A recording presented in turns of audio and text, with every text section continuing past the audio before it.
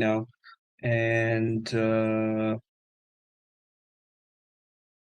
all right, so what we did yesterday was to uh, to create properly the machines, the hypervisors, and these hypervisors, E6i1, E6i2, E6i3.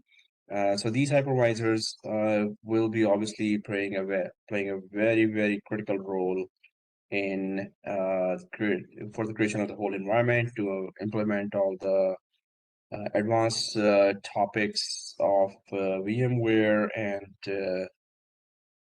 providing all the lab facilities. So that's why we have to be very careful about configuring. And what we did was, so first the hardware side of it, and then also we went for the networking side of it, and then we created the A records and pointer records as well. So this is the end of our first critical lab. And now we're going to start the next one. Those who are coming now, they've missed a very crucial steps that we have taken just now. Okay, I'll do that again.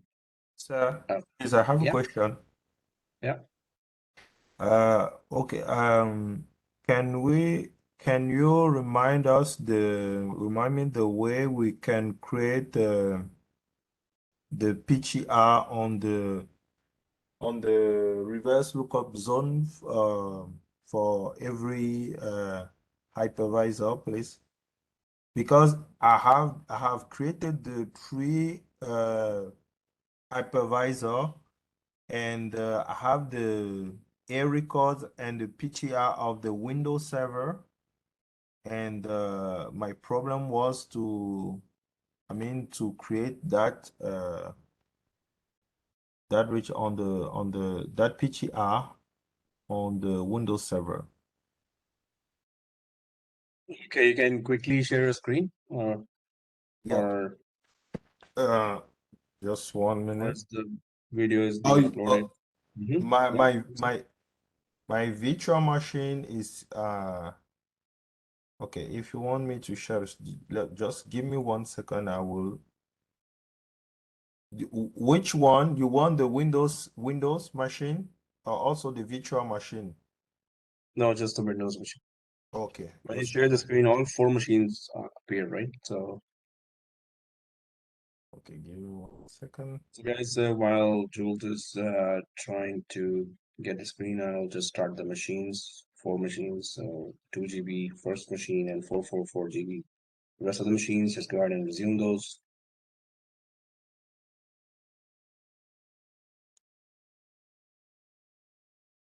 So the video is right now uploading on the YouTube, and it's gonna be taking time before it's there. Do you see my screen? No. So there's a share button there on the top.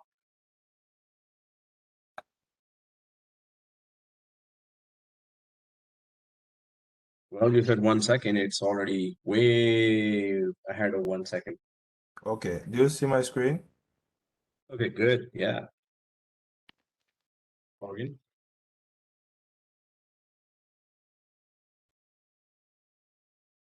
And DNS. Yeah. Okay, Okay. first refresh here. Refresh. Yeah. Okay. Now let's go to Sorry.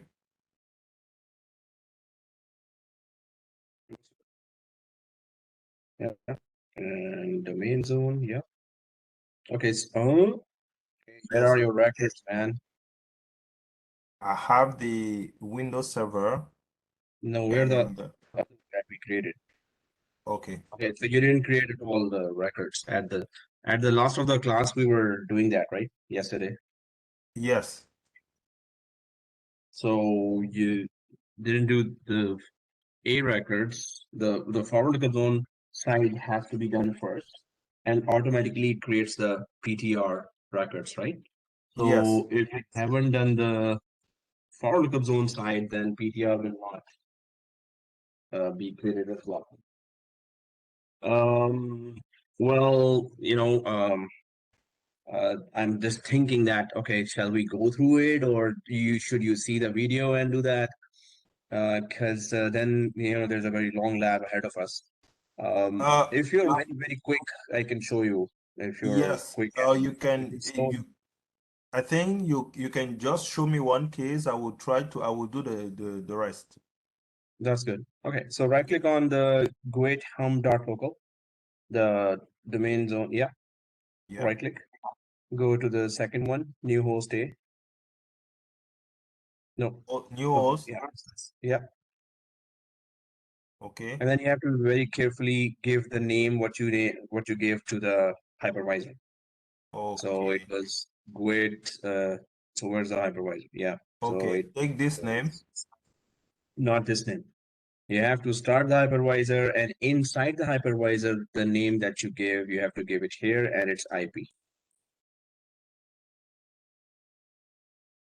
So, but The we didn't name. do any records, right? So yesterday you were not here, or No, I was there, but I just missed this part. Sorry about that. Mhm.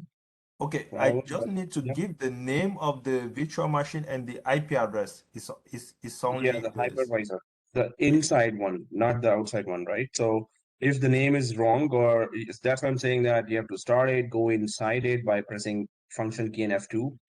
Or yeah, when it starts, it will show you the name that you have given. So if you have given the name GWET ESXi01, so that's what you need to give.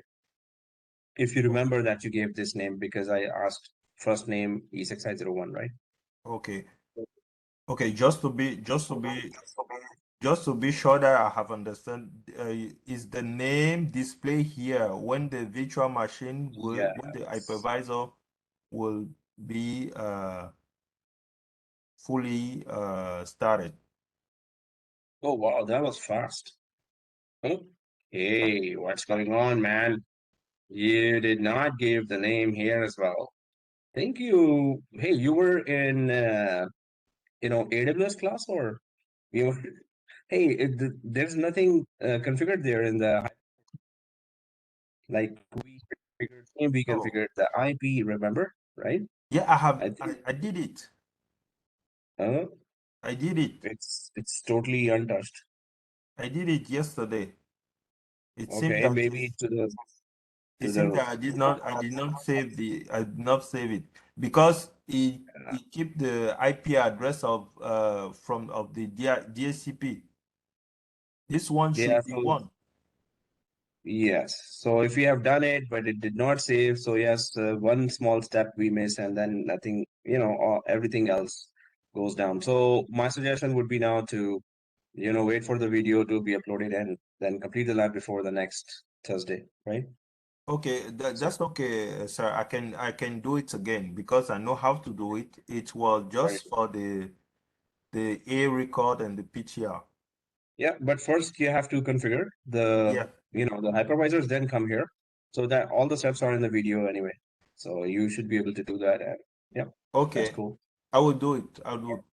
Okay. Very Thank you good. very much. You're welcome. Cool. All right, guys. So I'm just gonna quickly share. Mhm. And I'll go to the chat on the other side. Yeah, Moise said in the chat it will be like Jules E6501, but yes, first of all, the hypervisor has to be there, uh, perfectly configured. So my suggestion would be not to guess anything now because there are very, very small steps unless you remember pretty much everything exactly. If you remember that exactly, then it's okay. Otherwise, wait for the video. It's already uploading now. So in half an hour, it might be ready. Okay, let's try to understand what we need to do today. And uh, I'm just gonna go for this. Okay, so yesterday what we did was till here. So if I just go to the diagram here, what we were able to do was to okay, Yogi. Okay, that's a nice name, but I'm not sure why did you add Yogi Bear. It's funny as well. It's okay. It's good. But yeah. Okay. So here, we created. So we gave the name here, and we gave the IP, and also that's it. Mainly it was the static IP and the name that we changed for all three, and we gave put the A records for all three. Now, what's next? So the next thing would be, excuse me, once the hypervisors are configured, right? Then then what we need to do is let's explore the features of hypervisor, and let's create one virtual machine inside one of the hypervisor. Also, let's create software and let's create a Windows-based software stand in Win01 VM. So I'm just going to be explaining pretty much, obviously, all the background of it and what are we doing and why we're doing that. So let's create a Windows-based software stand, blah, blah, blah. Okay. And so these are the things that need to be done. I'm going to go for the first one, and that is let's explore the hypervisor features. And in that, what we're going to do is we need to remotely connect to each hypervisor to confirm the remote connectivity working for them, right? And for that, on Win01, we need to download and install Google Chrome. So our choice of browser to control the whole environment of VMware, to connect remotely to hypervisors, to the vCenter. For that, we need to connect from a browser, right? So our choice of browser is Google Chrome because VMware works better in Google Chrome and less better with the Microsoft, IE, Internet Explorer, or Edge browser. So it's not that good with that. Microsoft browsers, but it's good with Google Chrome. So what we're going to do is that we're going to install on Win01 the Google Chrome browser. And why are we doing that? So once the Google Chrome browser is installed here, then we're going to remotely connect from here to this hypervisor, and this hypervisor. And obviously, when we have the Google Chrome installed, then I will give you the URL for that. But what we're going to type there is the URL https:// once the Google Chrome is installed, and then your first name ESXI01. Now, if the name in the A record in the DNS is the same as you put the name here in the hypervisor, so obviously then you will be able to remotely connect from within a browser to any of these hypervisors with the correct name, right? So that's the plan. Let's go to Win01. Let's download and install that browser. For that, do we have internet connection?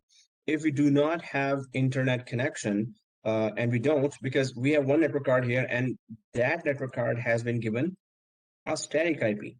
This static IP range is actually this static IP range is different from the IP range that you have for your home DSL router.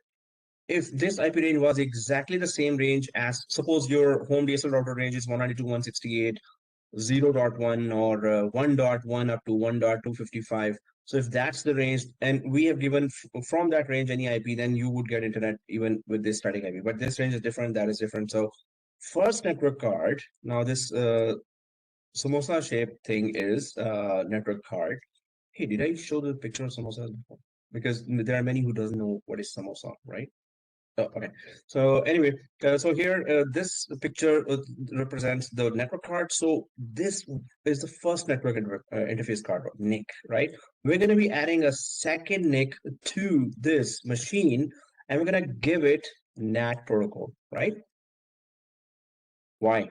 Because now we need internet to download and install Google Chrome. So we're going to add a second network card only in this virtual machine, get internet connection, well, open IE, and then just simply, or Edge, and just simply download Chrome and install it. And we're going to onwards working only in the Google Chrome browser, right? So that's the plan. Let's go to Win01, and I'll just mention it here as well. We need to remotely connect the address. Okay, so let's add second NIC on NAT protocol because it will provide us internet connection.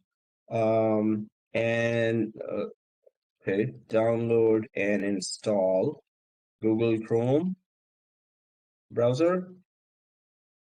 Connect to all three hypervisors from this browser. URL for connecting to hypervisors by name is https:// your first name, not mine, your first name, ESXI01, right? You put that and it's going to search across our local VMware network. Okay, so let's go to Win01 machine and do the tasks. I'm just going to go to the Win01 machine. I'm just going to log in from this.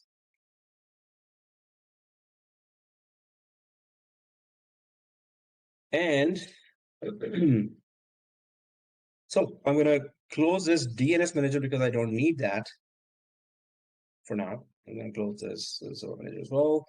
And there's Internet Explorer. It's not even continued. It does not have a support plan from Microsoft. So obviously the Edge browser is only supported. IE is not even supported. Anyway, I'm just going to, but before we open that, obviously we need to check that do we have internet connection? Obviously we don't have because we have just one network card here and that has a static IP. So let's go up to the machine to add a second network card. By default, it will be connected to NAT protocol, network address translation.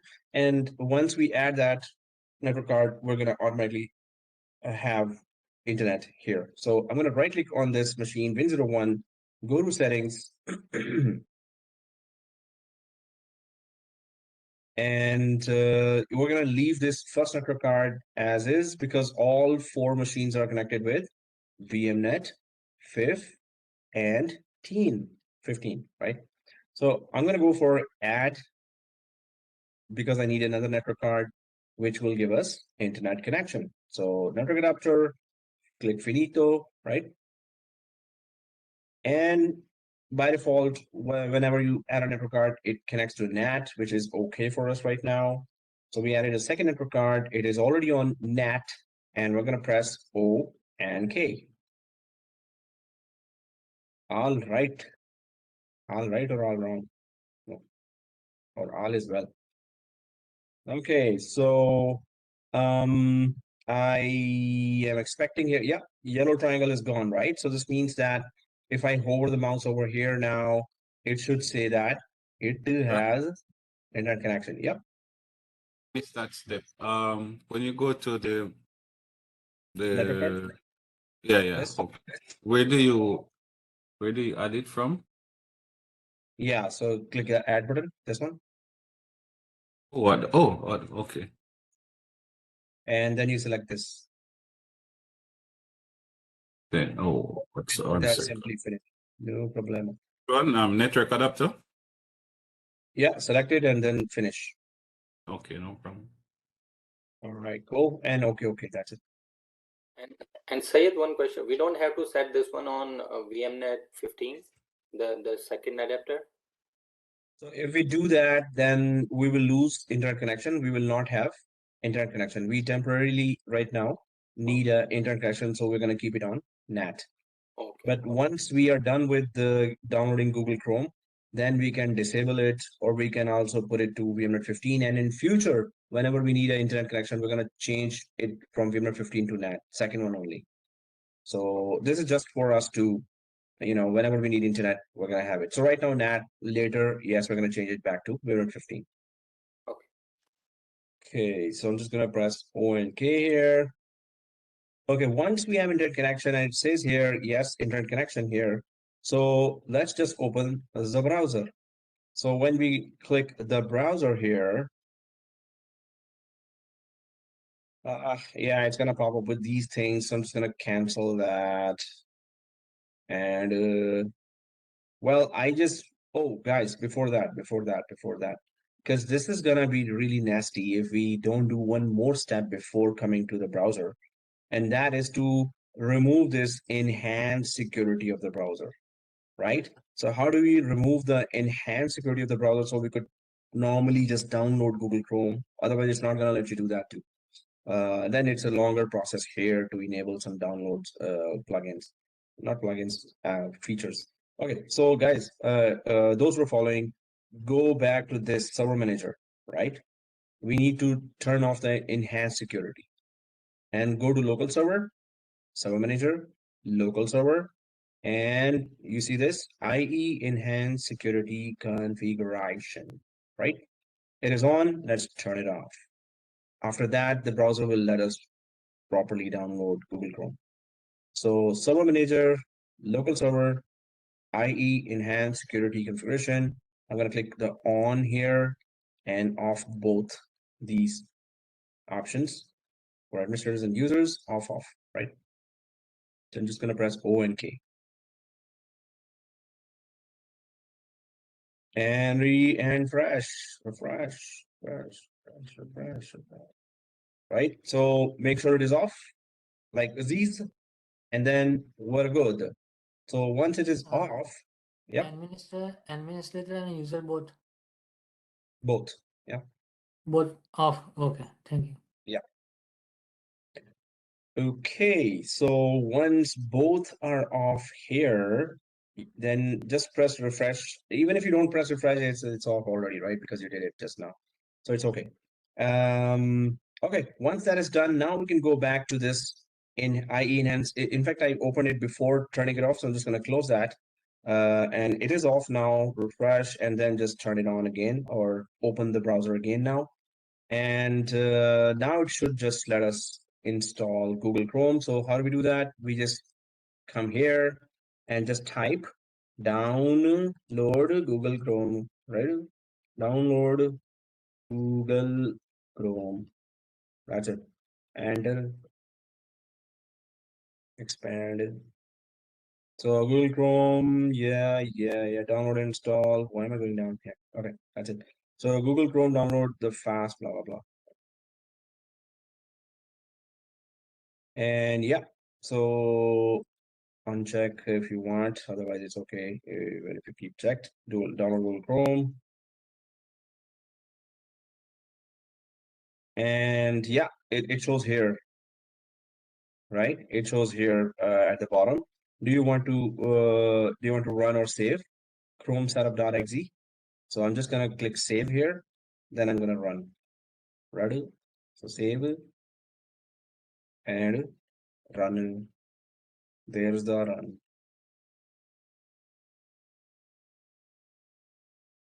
All right.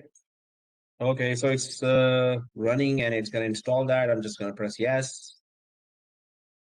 Simple.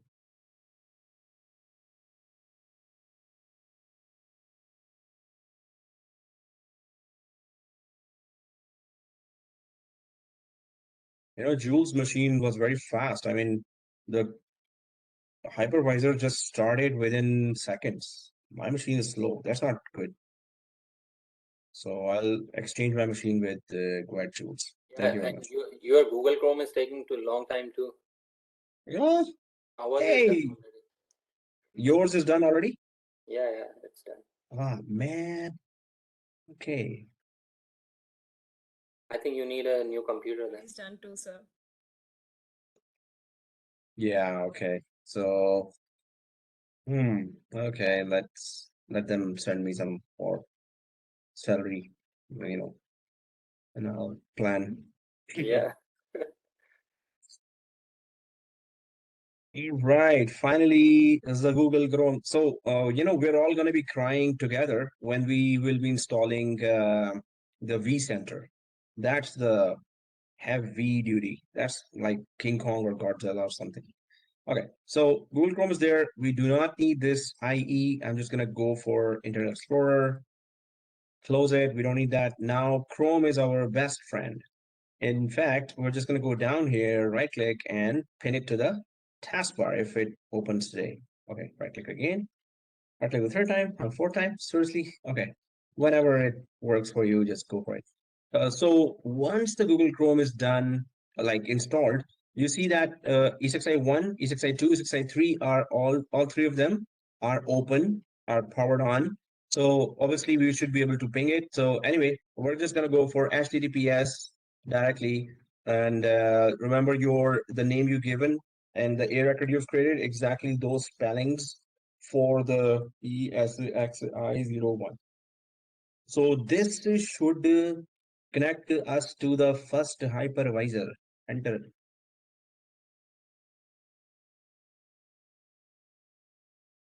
And one day, Monday or Sunday, it's gonna be connected. Well, it's looking for it within the, this VMware workstation provided network. Remember that one of the network card is also, okay, there you go. Your connection is not private. Yeah. So there's an advanced button here, right? So if you see this message, you're good. Just click the advanced and it says proceed to your hypervisor and the name is there. So why is it saying that? And you can see that it's saying not secure because there's a security certificate normally in production environment that we purchase. That security certificate ranges from $200 up to even $1,000, $2,000. Depends on what kind of security features you want with that, authentication, encryption, both, and even more. Even the company background check is done with reputed certificate providers, CAs, certificate authorities like GoDaddy.com or digicert.com or verisign.com. You may have heard some of those. So if you purchase that and then put it in the browser, then this error does not come. Otherwise, we're gonna just click advanced. Yeah. Sorry, Syed, you only entered HTTPS EXSI. So that's the only one. We don't have to put the full name like Amir, VCP, that one. No. So we don't have to put FQDN for that, fully qualified Oh. domain name, just the first name because we have the A record of it. So it's gonna just recognize that right away. If you put that, it's also okay. But since it works with this, so we don't have to put that whole thing. Okay. So proceed to this, and I'm just gonna click that, and then you're gonna see the screen, remote screen of this hypervisor. So we're connected here, and remotely we're connecting from here to this. So we know what's the username password for that? Anyone knows? Root and the class password? Exactly. So root is the username because when we were installing, it told us that it is root. Exactly, you're right. And the class password, small ABC, capital C, enter. All right. All right. So that is help us improve we don't want to improve the software. So I'm just gonna uncheck that. Okay, just kidding. Yeah. Oh, well, Syed, it's up to you. sorry. Yeah. I'm getting the site can't be reached. I mean, when I'm going to that browser. So site can't be reached. Okay. Suresh, you can open the DNS. Okay. First of all, you need to go to E6i and check the spellings here and the IP as well. Then you have to go to DNS and exactly they have to be the same. If there's a slight mistake, it's not gonna reach. So go to tools, go to DNS, right? Okay, let me double check that. Sure. Okay. And very, very, very slight thing, and it's not gonna work. Any slight mistake or difference. Other than that, it could be that you can also try to ping from here. Open CMD and ping the 200.1 from the Win01, and it should ping. In fact, let me just check that. Hey, ping is working, right? Because sometimes ping is not working, but we still have communication. So then it's not like we don't have communication. So ping 192.163.200.1. Yep, it should be pinging because there's no firewall between them. Okay. So, Yeah, I think I found it. Yeah, I see the different HTTPS something else in there, but oh, okay. the file name at the top is different. In the browser? Yeah, I think I should be okay then. Okay, good. So https:// yeah. Okay, guys. So when we go to the first browser, now that's the same way to connect with the Excuse me, sir. Well, after we are logged in, that message, should we just click OK with the checked box? You can uncheck it and then press OK. Okay. Cool. And guys, open the second tab, connect to the second hypervisor, open the third tab, connect to the third hypervisor, right? So I'm just going to do that now. I'm opening in Google Chrome the second tab, pretty much the same exercise, HTTPS, it already is cached. I'm just going to change the 1 to 2 and your first name ESXi02, enter. It also shows the same screen. If you click advanced, proceed to, and then log in. So we have to connect to all three to make sure that the connectivity is there and working fine. Let me see, shift 1 2 3, shift 1 2 3. All right. Well, just thinking. Okay, there we go. So help us improve. Yeah, it just sends diagnostic data to VMware. But yeah, in production environment, we could do that. Here, you want, do it. Don't want it, don't do it. Okay, so third tab here connects to the third hypervisor, HTTP, and instead of 2, I'm just gonna change it to 3. Enter. We know the drill now. Proceed to this. Okay. Root.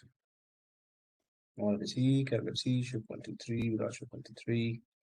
Then we're gonna explore any one of the hypervisor. Uncheck. Okay.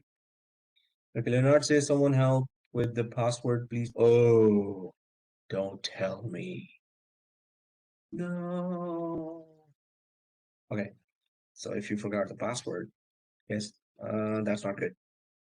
Like, okay, so anyone can crack the password here. Leonard is happy to pay. Oh, Leonard, man, he actually did the troubleshooting for us yesterday.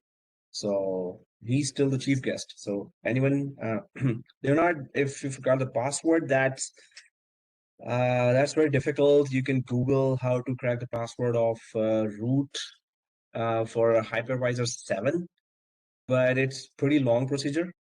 And it's good to know that. And if you guys want to test that, I mean, that's a very good thing to know. I have a matrix of laptop on my head. Okay. Leonard says in chat. So better to reinstall. That will take you less time. Oh, perfect. Oh, okay. So yeah, unless you remember your password, start reinstalling as a backup. Until you figure out how to know that password, you can start reinstalling as well if you have 32 GB RAM and stuff. Okay, so here, guys, on the first one, and Leonard, you can connect to the other two as well, unless you've forgotten the password of all three. Maybe you forgot the password of only any one hypervisor. So you can connect to the other two, and you can follow what I'm doing on any one of the hypervisor because they all are configured the same. Yeah. I've checked back my hypervisor 1, and the host name is saying local host, but we changed it yesterday, right? It says localhost. Yeah. Oh, and Oh, I you did know, save it. So why is it gone back? yes. Yeah, that's happening, and this does happen to very, very few students that it could be that we were thinking that we pressed the correct buttons, and I'm sure you must have, but if it Give did me not the save, yeah, then you have to redo that. But you know what, Chris, you can try to change one thing, properly save it, and then go out and go inside and check if it's at all saving, because that's rare that it will not save even if you follow the correct steps. But I I would did, and always everything else worked fine when I corrected. What was the host name again? Was my name that for That for was the host name. What was the host name again? you're remotely connecting from Win01, or No, you're I'm into hypervisor itself because I'm not connecting. It's saying can't load page, so I want to check back to make oh, sure. And I okay, realized the host name is just saying local host. okay, but the IP is correct. Yeah, the IP is 192.168.200.50. So the other things are correct. So if you're inside, see this, I'm also going inside quickly. And then, oh, come on. Okay. Configure management network, you're inside there, I hope. And then you're here, DNS configuration, right? So here you can see that your first name, ESXi01. So you just have to go inside, enter, and then you have to select this second option, and then go down and just put the name of the machine, which is your first name, ESXi01. Hopefully you remember all this. And then press enter, don't press escape. Missed one. DNS, you say I'm seeing. If you see localhost here, then put your correct name. But you have to press enter. And sometimes, we press naturally escape, but obviously that will not save it. If you press enter, then it will save it. It's my name, Chris. Yep. So Chris, ESXi01. No, one word only. Is it case sensitive or no? No, it's not. So Chris, ESXi01. If it's the same case with the other hypervisors, then go inside and change that too. Okay. So hopefully you're able to change the name. Okay, Chris, so when you change the name, first you press enter. Yeah, you were saying? So first you press enter, and once you are done with it, then finally, when you're just going out and doing nothing else, then only press escape, and then it will ask you to save the whole thing. Yeah. So final save is you need to press escape for that. But just the DNS change at that time, you need to press enter. Okay. So here, once we are inside the hypervisor, then there are this area. There's host, there's manage, there's monitor, there's virtual machines, there's storage and networking. So what we need to do is we can just explore different sections of that. Also get vCenter server. So this is just the vCenter that in fact, next class, we're going to be installing vCenter. So let me just give you a link in the background so you could start downloading that, because yesterday what happened. So I will, just from the vCenter, I remembered that I need to give you that. If I forget now and at the end of the class, I also forget. So uh, let me just give you the link to download the vCenter for the next class quickly. So I'll just leave the link and you can download whenever before the next class. I have concern though, because all my machines, the host's name has changed. So, and I did save them yesterday. So, I mean, will it do that or continue to do that? So did If you save it that's the now? case? Yeah, I saved that one, but I checked the other two, and the host name is back to localhost just as well. So I'm just wondering now if when I do it today again, is it going to go back to the same thing next class again, or It's what's the reason why it didn't keep the host name? Well, it doesn't happen much. So yeah. Anyone else saying something? I have the same problem with my hypervisor number one, but I installed DHCP yesterday after class, and it took the IP address of the DHCP, so I changed it now, and it's okay. Okay. So the thing is that, Chris, if you have done it now, normally it does not do that. I haven't seen that in previous many batches. So it could be that we mistakenly did that. Now you have saved it, right? So what Yeah, I I could did. suggest is, yeah, what I could suggest is that you could restart, and then if it's still the same, then it's okay. It's done now. But no, it does not change itself. Never heard of that before. So, but if it's doing this, is going to be new for me. Why would a machine, you know, try to do that? Maybe it has They're a listening grudge. what's coming next Thursday to see if it goes back and do the Yeah. same So thing. the good thing, Chris, would be to check it on Sunday. Just start Yeah, I all the definitely machines. will check it before. Yeah, exactly. That's good. That's very good. And yeah, put it in the group if it does that again, right? Thank you. You're welcome. Okay, guys. So this what I'm about to share. So this is the vCenter. The whole course revolves around that. You don't have to really download right now, but it's for the next class. But I remembered it just now, so I don't want to forget it again. So vCenter download link. Next class we're gonna do that, and this class we're gonna prepare the whole environment for that and explore the hypervisor. So I'm just putting that in WebEx chat. You can save the link somewhere. You can start downloading it up to you. If it's slow for anyone, you could just download it later because it's needed in next class. So I'm just going to share it in WhatsApp as well. Okay. So make sure you have that before the next class. And oh man, I did that to myself as well. But by next class, I will be on my other machine. So I better be. Okay, I'll just download it anyway. Download it. Oh, it says download anyway. Okay, so and it's 7 gigs. You kidding me? Obviously. Okay, so I'm just gonna go back here. What we were talking about just now. We need to explore the foot soldier, and please do not use this term in an interview. That what is a hypervisor, sir? It is a foot soldier, and the interviewer will be like, "What? What are you talking about, man?" So, so don't do that. But it's an analogy, and it is something. Okay. So it is.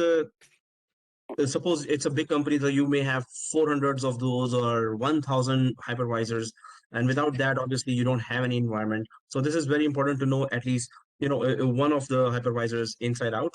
So the first thing here is, well, these are all the 5 sections here. I'm going to go to the manage section here, and in the manage section, we have here system, hardware, licensing, packages, services, security, and users.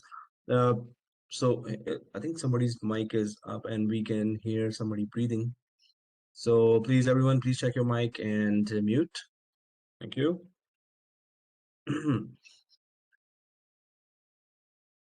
Everyone? Okay. So everyone did not hear me. So here, system, hardware, licensing, packages, services, security, and users. So we have advanced settings here. As the word says, advanced. So obviously you must be an advanced VMware administrator to be using that. But these are just the configurations inside buffer cache and different services, host agent. We must know first that what are those services: SNMP, Simple Network Monitoring Protocol, host services, HBR services. So there are lots of those names, NFC and others that we need to still know. But this section deals with the basic configurations and value inputs for those for CPU, for some services, some hardware, some software related configurations for an advanced VMware administrator. So we don't need to obviously touch any of those unless we know what we're doing or we have a good reason to come here. We keep it as is. Then there is auto start here and edit settings. So now auto start is Suppose I created 10 virtual machines here, right? And I had to shut down this hypervisor for some reason, for maintenance or something, right? Now, when I start this hypervisor, remember there were 10 virtual machines on top of this hypervisor. So when I shut down the hypervisor, and if I did not have a vCenter, we all do not have a vCenter right now, right? So what will happen is that all the advanced services or features that vCenter brings with it are not here. So if I shut down the hypervisor, all 10 virtual machines will be shut down as well. When I start the hypervisor, then those machines, how long do you want to take them to start, right? So auto start is enabled. It says no. This means that when the hypervisor shuts down and all the machines with it shuts down, when the hypervisor starts, so they will not automatically start. This means that when you start the hypervisor, after that you need to remotely connect to the hypervisor, then go to one by one virtual machines here in this section. If you have virtual machines, it's going to show here.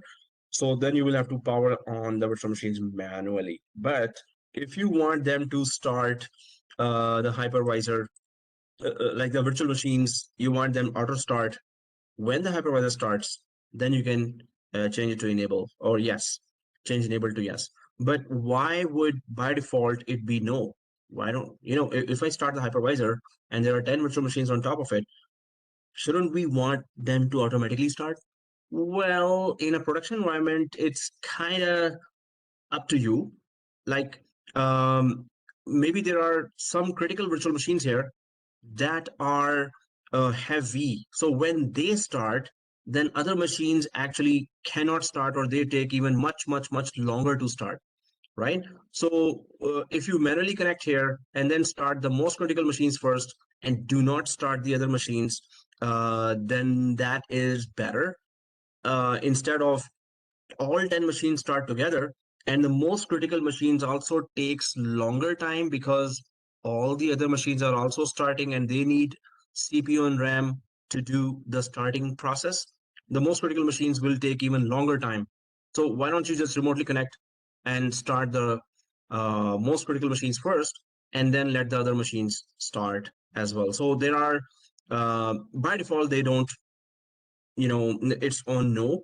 But if you as an administrator think that no, I want all virtual machines to start right away as soon as the hypervisor starts, so you can put it to yes. Otherwise, normally it is put to no, and we remotely go in. Now, this is not a totally manual process. When the vCenter gets installed, you will see that there's a feature there that it's going to, you can assign critical virtual machines automatically the right to start first, and others can start much, much later. There's a delay here as well. Delay is written here as well. You can even expand the delay, but you are not able to choose the machine right now, which machine. Once you see the machine, then you can select the machine here and then put, okay, this machine right away. The other two machines, suppose there are 10 machines. So second machine, okay, right away, these two are critical.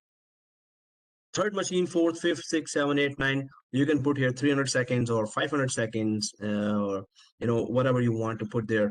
So those will start way afterwards. So yes, you can do that too, if you don't want to manually connect there. But this is the whole thought process here, and this is what you need to think before you can change these options. That critical machine starts first always, and then non-critical machine starts, right? So this is that area, and you want to save, change something, now you know what to do. Swap is the area where, if you have heard about page file in Windows, those who have been working in Windows environment, so normally what happens is there's a page file, and a page file is that you can use the memory. Page file is so disk space is used as a memory when memory is very less available. So some part of the disk is used as a memory, right? So page file in Windows is in Linux is swap file. So page file in Windows, and swap file in Linux, right? So this is Linux-based operating system, Linux plus VMware's Photon OS. That is what the hypervisor consists of, right? Linux plus Photon. So since I'm talking about it, so hypervisor is so older hypervisors like before 6.7 were based on SUSE Linux Enterprise Edition, and later VMware 6.7 and then 7.0. So later, even 6.5. Sorry, before 6.5, it was like that, and from 6.5, 6.7, and now 7.0, 7.x, because there's 7.1, 2, 3, 4. So no, not 1, 2, 3, 4. 7.1 is there. 7.0 update 1, sorry, update 2 and 3. So it is 7.0. So 7.0, 6.5, 6.7, 7.0. VMware introduced Photon. VMware introduced Photon OS, which is part Linux and part VMware code, right? So which is part Linux and part VMware code. So part Linux and part VMware code, right? So that's how it is. And so if in the interview they asked you that what is the OS for the VMware, so you can just say this Photon OS, which is part Linux, part VMware code. Now when we're talking about swap file, so swap file is a Linux concept, and that's why we should know that, hey, it is Linux based. That's why swap file is there. And what is swap file? Again, it is just a part of the disk space that is used as a memory when system runs out of memory. So if you know exactly as a seasoned administrator what you need to do, then you can try to change those options. Otherwise, leave it as is. The OS, the hypervisor is actually managing better that when more memory is needed and RAM is not able to offer a lot of memory, then swap file is created. It could be more area of the disk that could be claimed just to use as a memory. So this is the swap file area. Then there is time and date here, and you want to correct your virtual machines time. When you create a virtual machine inside, you want to correct that time and date. So you can do that by network time protocol service. Now it could be a router in the network. It could be any other device with which you can correct your time. With which you can correct your time.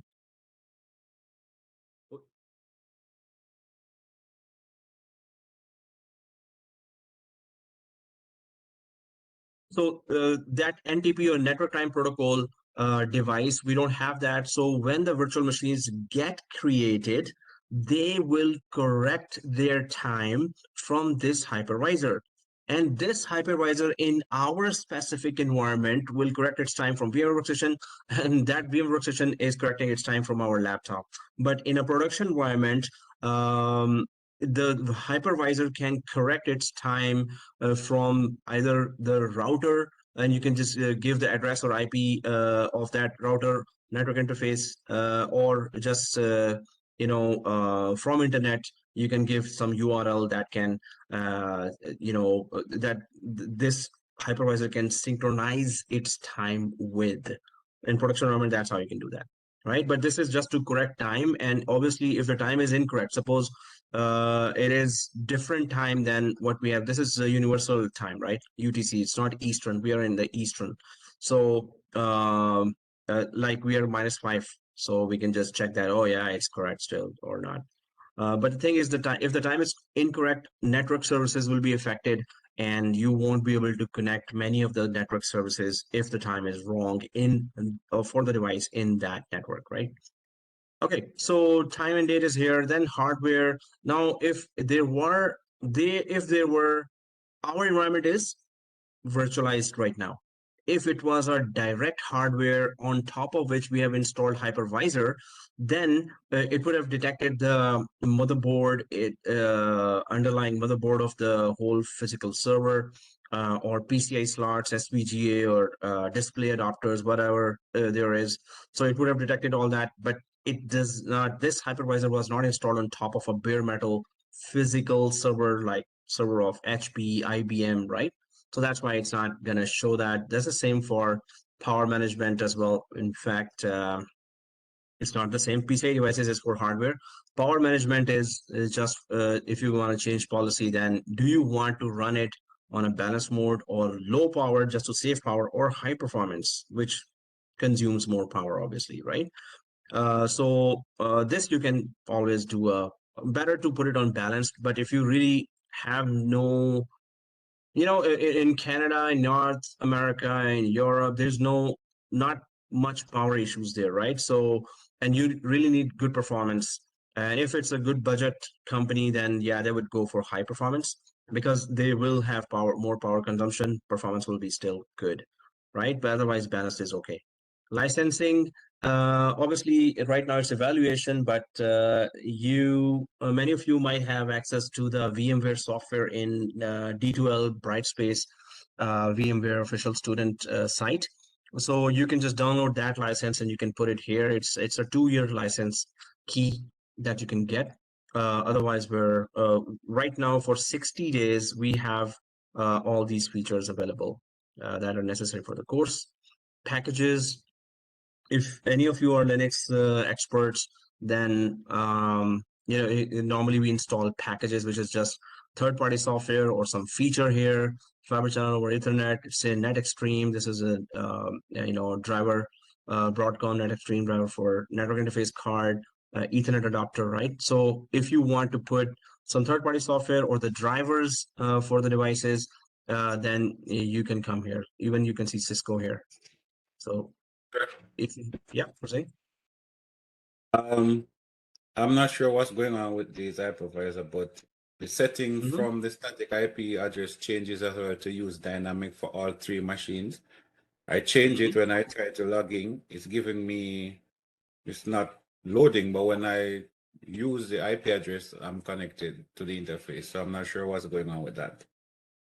So your IP is dynamic right now, and you say that you have put static? Oh, I went back and changed IPs to static. Okay. Changed back the host name to my name and the name of the hypervisors, and then try to connect, but it won't let me. But when I put the IP address in the browser, then it takes me to the VMware interface. So it's when you put the IP in the browser, it's taking you, but when you put the name, it's not taking you, right? Not. Yes, I'm thinking some issue with DNS. I'm not sure, but why did it change back to dynamic? Did Say it again? Change back. Okay. I'm not sure. So right now it's back to dynamic. Okay. You know what? No, it's then back to static. I put it back to Okay. static, and I'm able to get to the login screen. Should I create a username and use the same password or no? No, you don't have to create. It's already root, the username that you can put, and the password. Root. Yeah, root, ROOT, root, and And I need to log into all 3 with different tabs, right? Yeah, exactly. Cool. So if there's an issue, let us know. Okay. So here, we were talking about packages. Yeah, you can install all the packages here. There's an install update here as well, showing so different drivers and some software related that you can download from the files from VMware website, and then you can install here in hypervisor if you have those services available. Services, or did I say services? Well, services like if you have these applications or drivers available.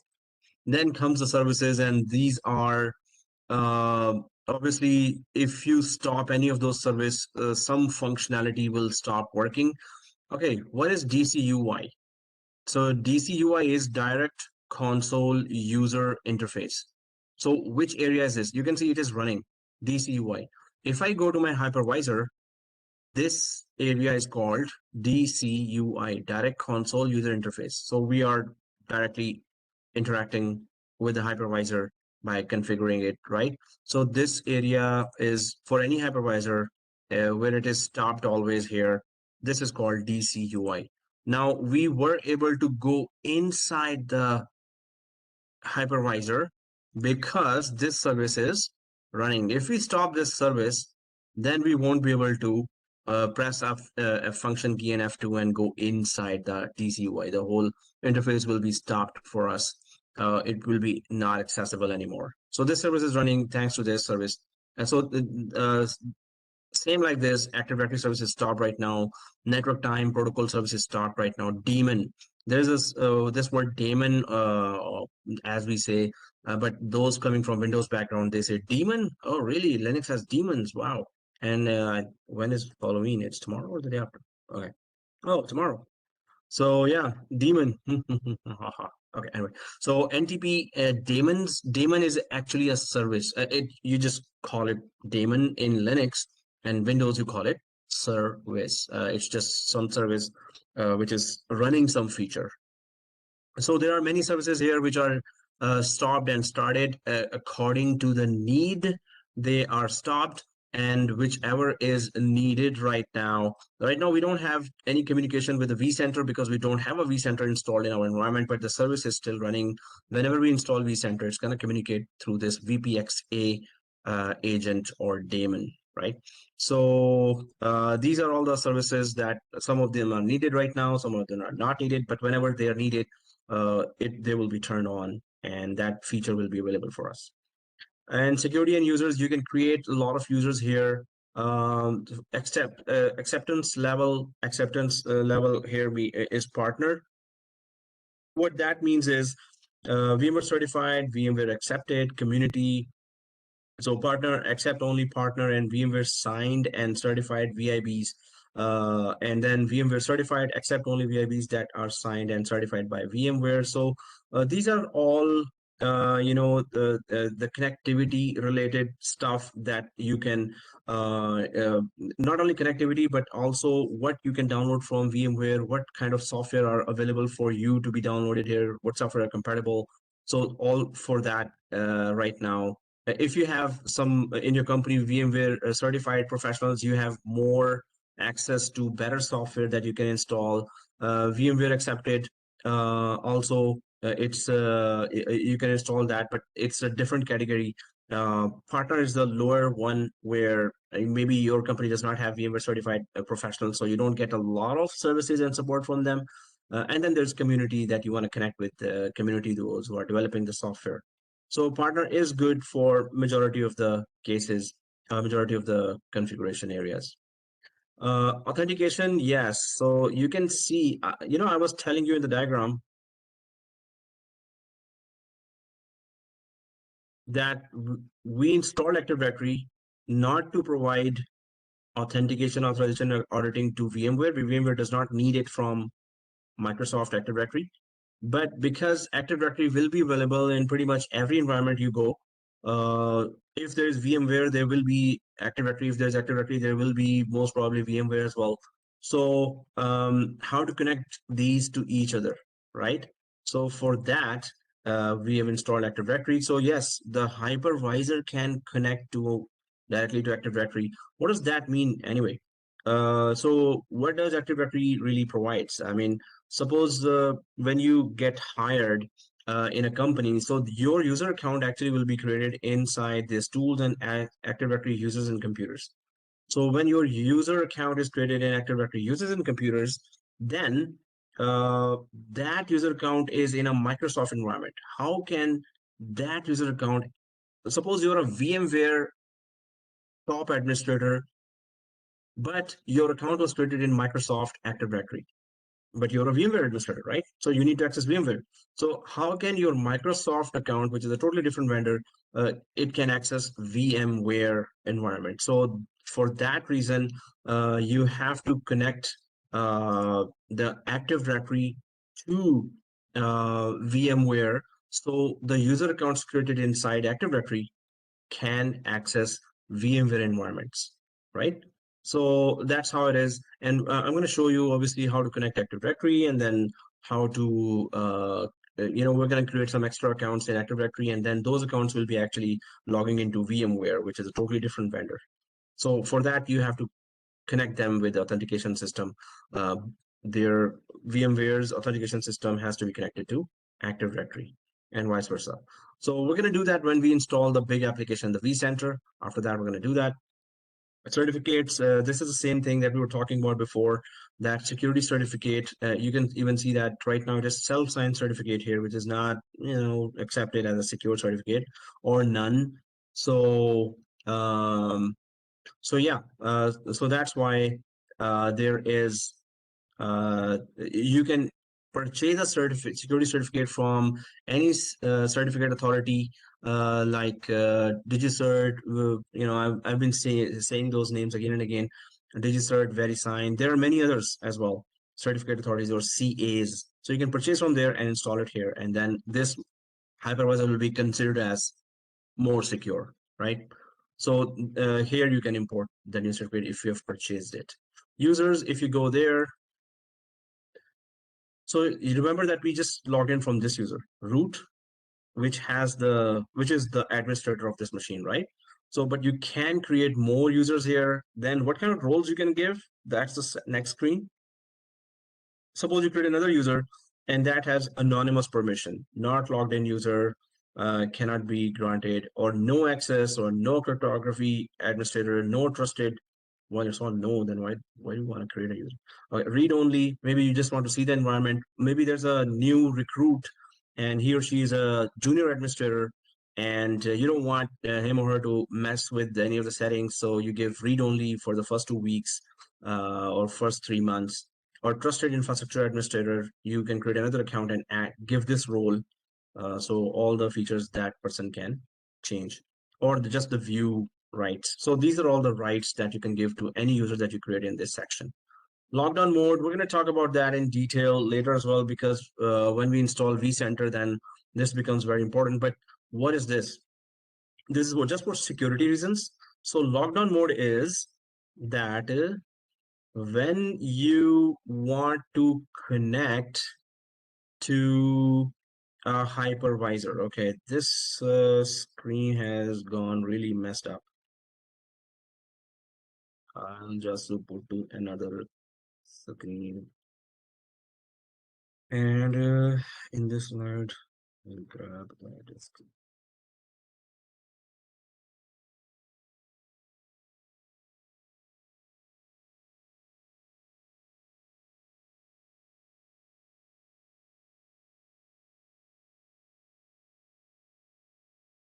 Okay, so lockdown mode is that right now how we connected to this hypervisor and all three hypervisors. We connected from Google Chrome browser to this hypervisor and the other hypervisors. When we later get vCenter installed here, so first from Google Chrome, we're going to install, we're going to connect to this vCenter application.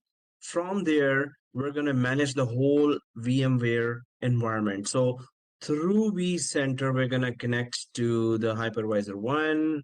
Hypervisor 1 is this, hypervisor 2, and hypervisor 3 when vCenter is installed. Right now, we're directly connecting from this and this and this, right? So later when vCenter installs, first we have to connect to vCenter and then to all the environment, so we can centrally manage from this application the whole environment, right? That's how it's going to be. But lockdown mode is that it says there that you can connect from lockdown mode, that once enabled, then what you can do, then you can connect from vCenter and DCUI, but cannot connect from any browser. So lockdown mode is that DCUI, we already know that directly you can connect when, you know, that screen,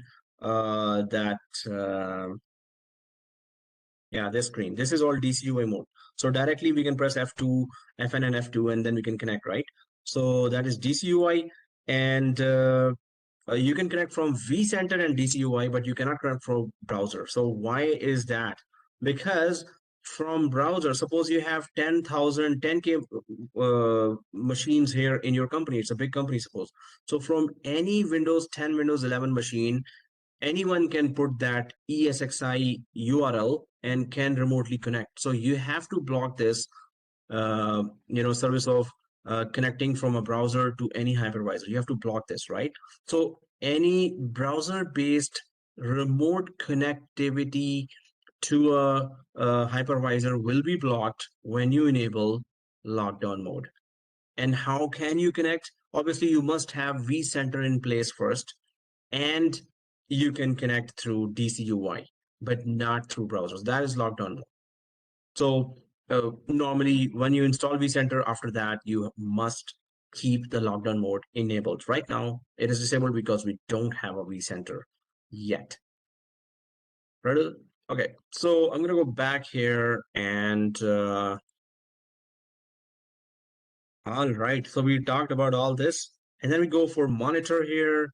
In the monitor, we see here performance, hardware, events, tasks, logs, and notifications. Performance, you can see here CPU performance, memory performance, network performance, and disk performance.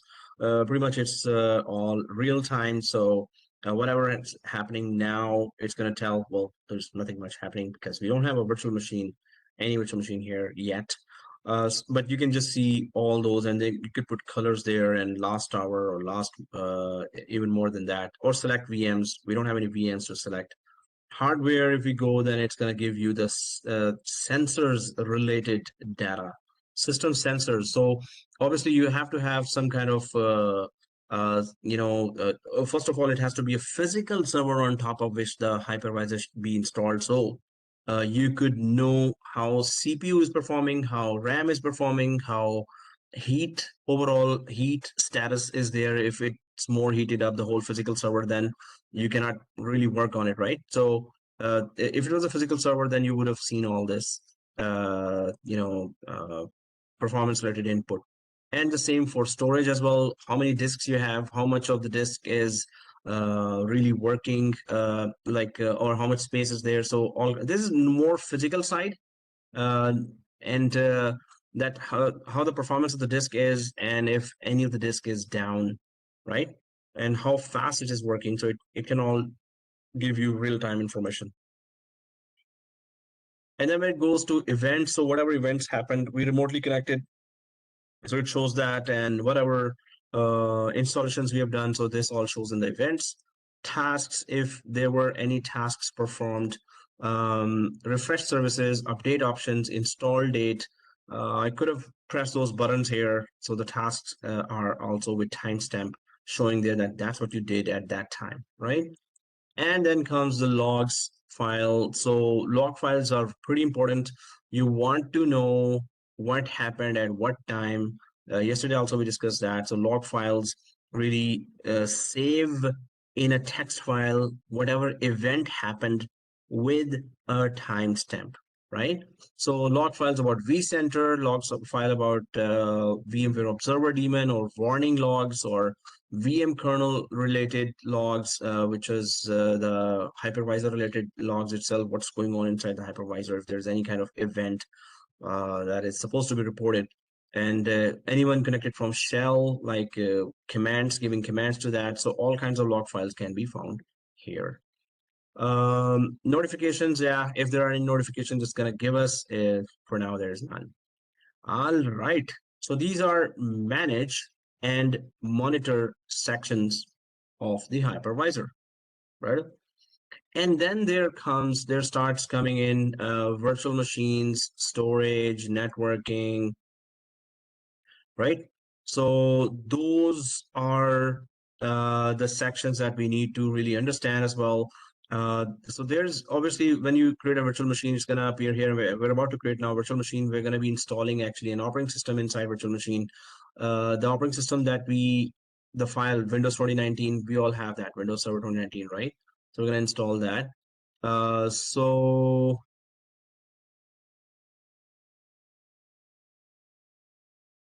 okay, so Mihir is connected? No? Yes? Maybe? Oh, no. Okay.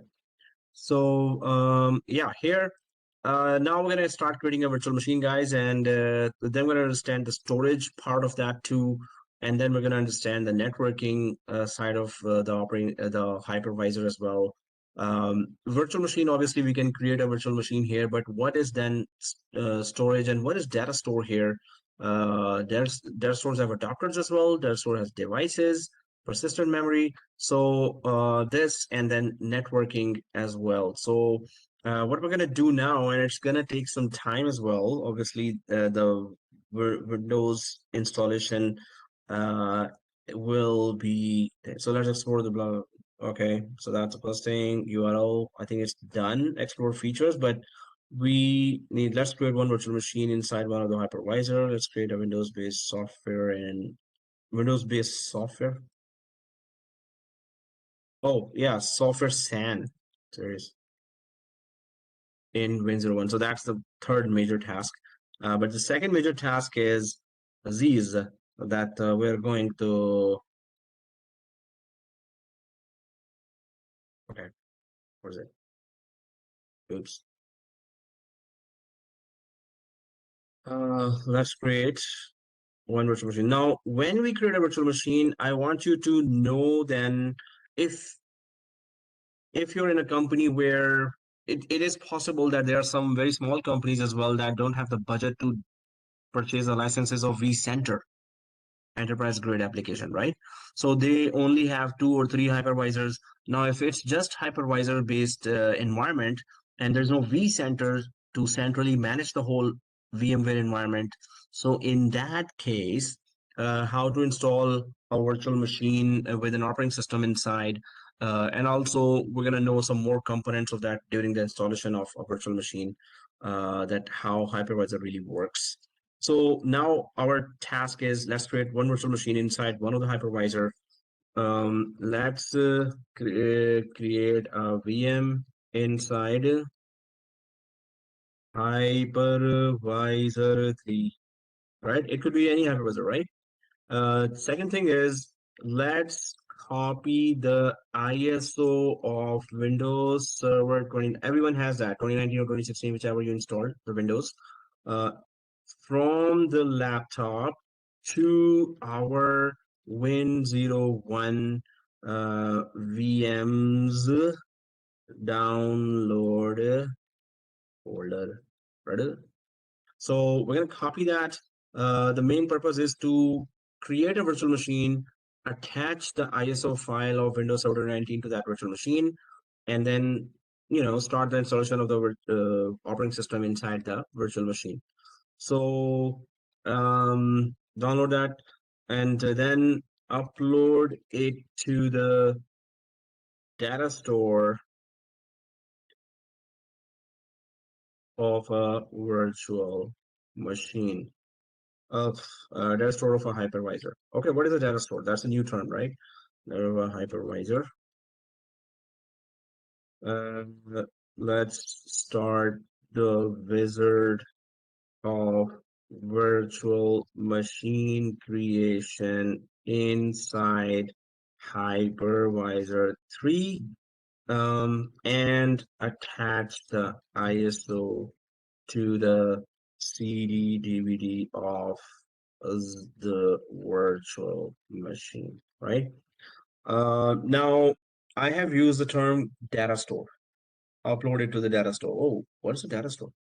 So if we go back here, well, first of all, here, if I go to storage, so it shows data store. And there's 71 GB disk size that is available. It just takes that much size, although it is on top of our 200 GB disk right now. It can be increased. The size can be later increased as well. But what is a data store? If I go back to the diagram, So when you have a disk, obviously these are supposed to be in production around physical servers, right? Suppose these are all 3 HP servers, and the HP servers have disks here, right? Physical disks. So if I go for Fire disk,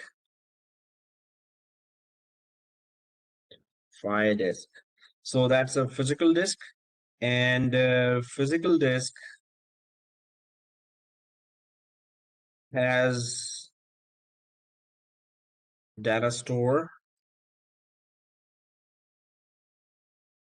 So when the physical disk is formatted, it is formatted with a file system called VMFS. VMFS. Oh, what is this? It is VMware file system. So it is formatted with VMFS, and a partition is created called data store. Partition is that usable area of the physical disk, right? That is called data store. So the blue rectangles I created, those are actually data stores. So if the physical disk is format, suppose there's a Windows installation going on. So anyone knows what's the file system will be if Windows is being installed on a physical disk? What would be the name of the file system there? NFS. Sorry, which one? NFS. Yeah. Windows file system. Anyone knows? NTFS. Yeah, NTFS. I thought you said MFS. If you said NTFS, you're correct. But otherwise, it's not MFS or NFS. Oh, if you were saying NFS, that's for network file systems. It's for Linux, right? Yeah. So network file system. So this is NTFS, or new technology file system. This is for Windows. So when you're formatting a disk with Windows, so it's NTFS file system or new technology file system. But when you're formatting the disk with, suppose you're installing hypervisor, so the file system will be VMFS, which is VMware file system, and the partition or the usable area on top of the disk would be that called the data store, and it would be data store 1 that it will be called. And on top of that, once the data store is created, then you can use all the advanced VMware features on top of it. Another thing to understand here is, suppose you have another disk here, or suppose you have another machine here. So since the basis of VMware is Linux, suppose there's a Linux machine, and that Linux machine, maybe a VM or a physical server, has, yes, this one is having the file system called NFS, right? So that NFS file system is also compatible with VMware, because VMware bases its file system and full OS from Linux, right? So if you want to share this disk, which is network file system based or NFS based disk, and suppose you create a shared disk here, shared drive here, or shared folder here. So you can create a virtual machine on top of NFS file system, yes, but you cannot use all the advanced features of VMware like DRS or high availability HA or FT, fault tolerance, right? Those high advanced features you cannot use if you create a virtual machine on top of a purely Linux file system NFS. But if you create a virtual machine on top of a VMFS file system and a data store is created as a partition, then yes, you can use all the advanced features of VMware on top of that. So that's data store is just the usable area of the disk that is properly formatted with a VMFS file system or VMware file system, right? So if I go back here, or not here, here. So that there's a data store already created here. And what I'm going to do is that I'm going to start virtual machines. Also, there's networking section here. About the networking section, briefly, it is because we're going to spend more time on the virtual switch 0. What is a virtual switch? How does it get created? What's inside a virtual switch? What are port groups? So we're going to talk in detail about that later in the network topic. But what you see here is port group.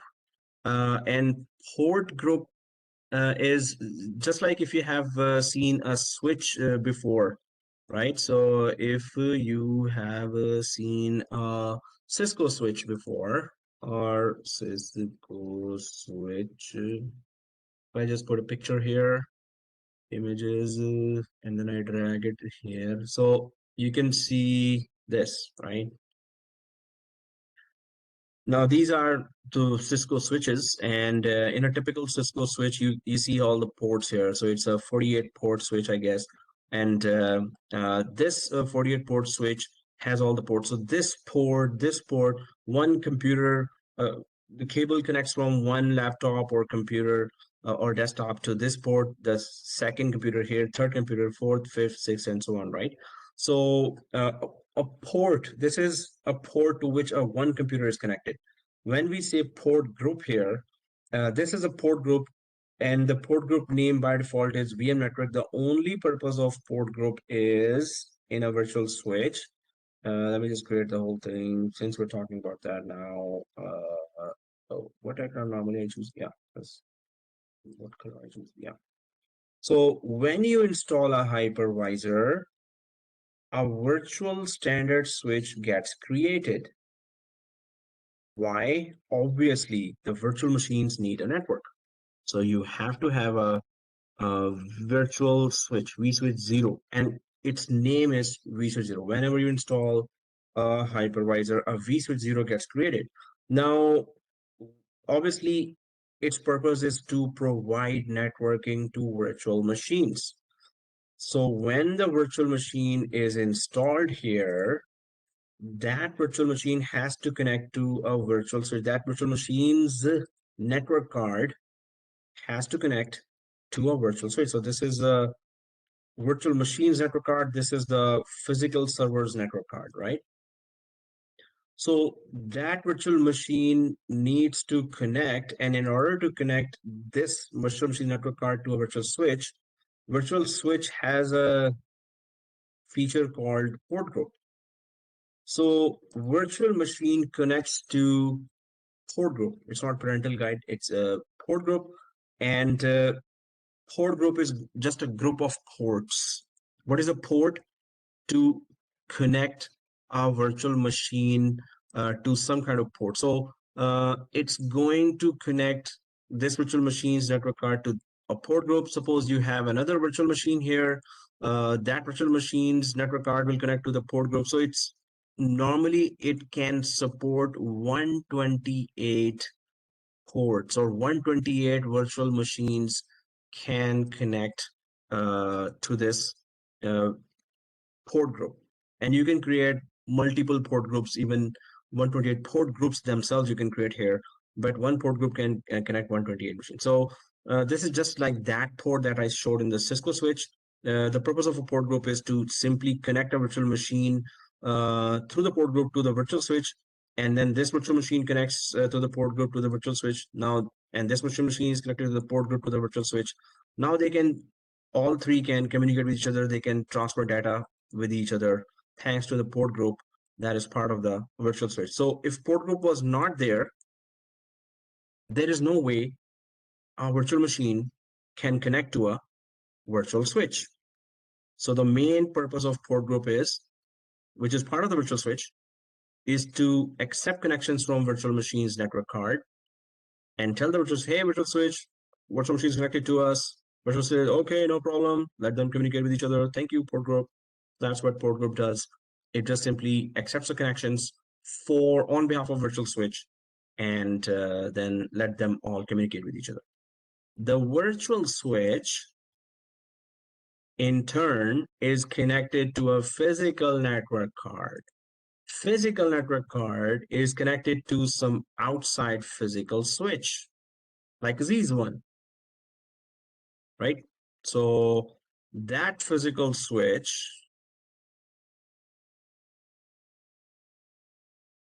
Sir, yep. sorry to say, where is the So, virtual switch we should create? no, we should not be creating a virtual switch. In fact, see this. Oops. So in the networking section, we already have a virtual switch. This virtual switch was automatically created when we installed the hypervisor. So I'm just explaining that virtual switch has a port group and what does it do, right? So otherwise, if you see that in the virtual switches section, there's one virtual switch already created, but yes, we can create virtual switch 1, virtual switch 2, 3, 4. We can create many virtual switches, but right now we're going to rely on virtual switch 0, which is already created automatically when we install the hypervisor, right? Yes. So, the extra one we're going to create when we talk about virtual switch in one lab. So right now it's just a brief introduction about the networking side of the VMware, but we're going to go in depth later. So virtual switch is when the hypervisor gets installed, vSwitch 0 gets created, and it gets automatically connected to the physical network card. And obviously the physical network card has to be connected to some kind of physical switch outside, and physical switch is connected to some kind of router that takes your data outside of the branch to the internet, right? So this is how it is. Hypervisor has an automatic virtual switch, and any virtual machine that gets created gets connected to the default virtual switch that is already there. And that virtual switch is automatically connected to the physical network card of the physical machine, right? So that's how the networking is there. And we're going to be actually proving that it works as well. So yeah, we were talking about storage, then we were talking about networking. There's a virtual switch there, physical network cards. We have just one VM NIC 0 and VM kernel NIC. VM kernel, hey kernel. Okay, it's not that military kernel. It's VM kernel NICs. Now, what is the job of VM kernel? Actually, I'm just going to be brief on this. We're going to go in depth later. But VM kernel just simply is another part of the virtual switch, and its job is to offer networking for advanced features. So VM kernel, okay, VM kernel. I watched too many military movies, US military movies, right? So it's, hey kernel, how are you, man? Oh, not man. But VM kernel here offers networking to advanced features like FT, vMotion, vSAN, right, etc. So we're gonna be creating a VM kernel later, and we're gonna be creating more port groups later. But these are some of the crucial components of virtual switch, right? So we're still exploring the whole hypervisor inside of a hypervisor, TCP/IP stack, that's its protocol that it supports, and then firewall rules if you want to block or allow some kind of traffic specifically. Otherwise, default ports are okay. Okay, so in storage also, there's adapters, and with the help of the adapter, you remotely connect to SAN. So there's a iSCSI adapter, and then there's a fiber channel adapter. Okay, if I go back to the diagram, so when we talk about adapters, so remember that we talked about SAN before, Uncle San. No, it's not Uncle Sam. It's Uncle San. So it's HP SAN, suppose. So what is the function of SAN? SAN does what? SAN offers storage. Yeah, storage area network. It offers storage over the network. Okay, HP SAN towers.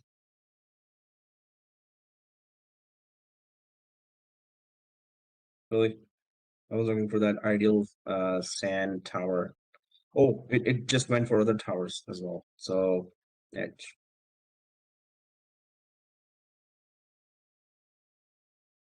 SAN. So it does not want me to show the pictures. Oh, I just need to remove towers. Why did I say towers anyway? Okay, so these are just rows and rows of disks, right? So there's just rows and rows and rows of disks here, and those disks are suppose one virtual machine needs, or one physical server needs 200 disks, or 2000 not 2000 but 200 300 disks.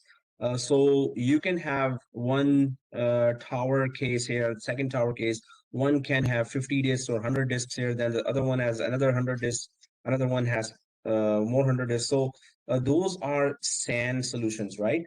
They just offer fast, highly available storage over the network, right? So if we go for this, suppose we have SAN here, and that's, suppose your company has that kind of budget, like $100,000, $80,000, $500,000.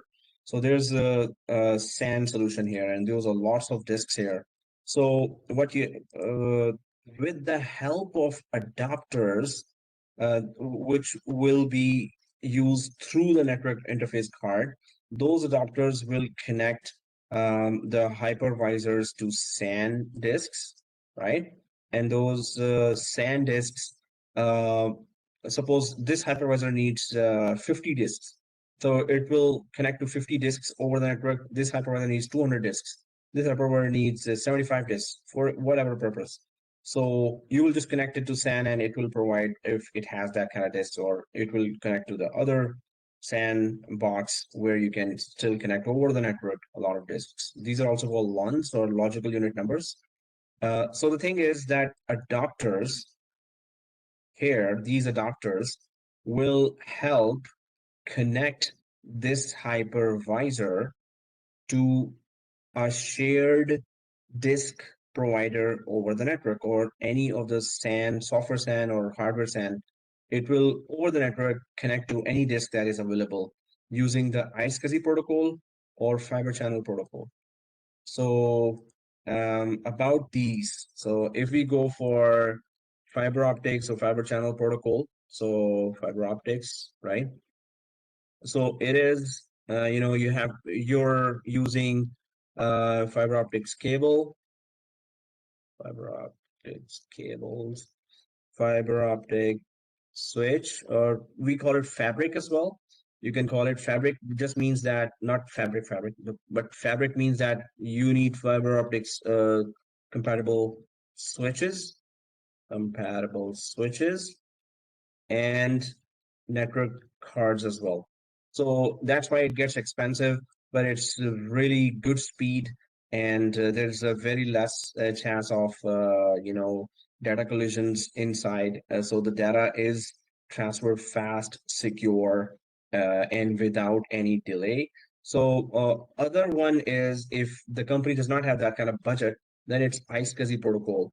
iSCSI works on Ethernet network, which is our common network, right? Ethernet cables. So whenever you're practicing, maybe whenever you're doing the labs, so it's going to be Ethernet network, right?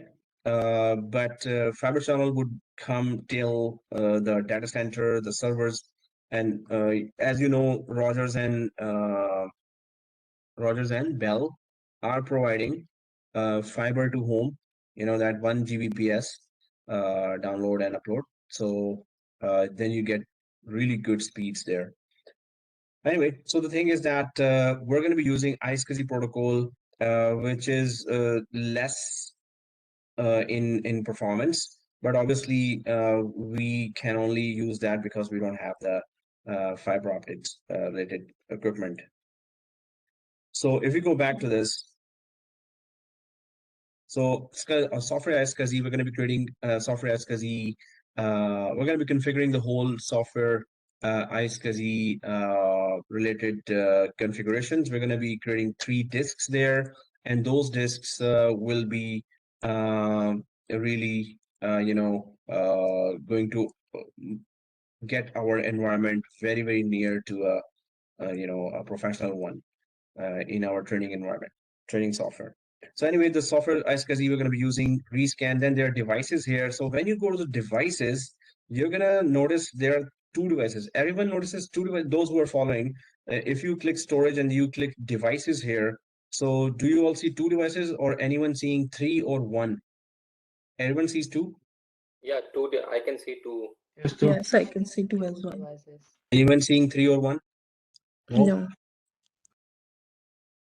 Mhm. Okay, so two it is. So which two devices are these? Anyone can tell me?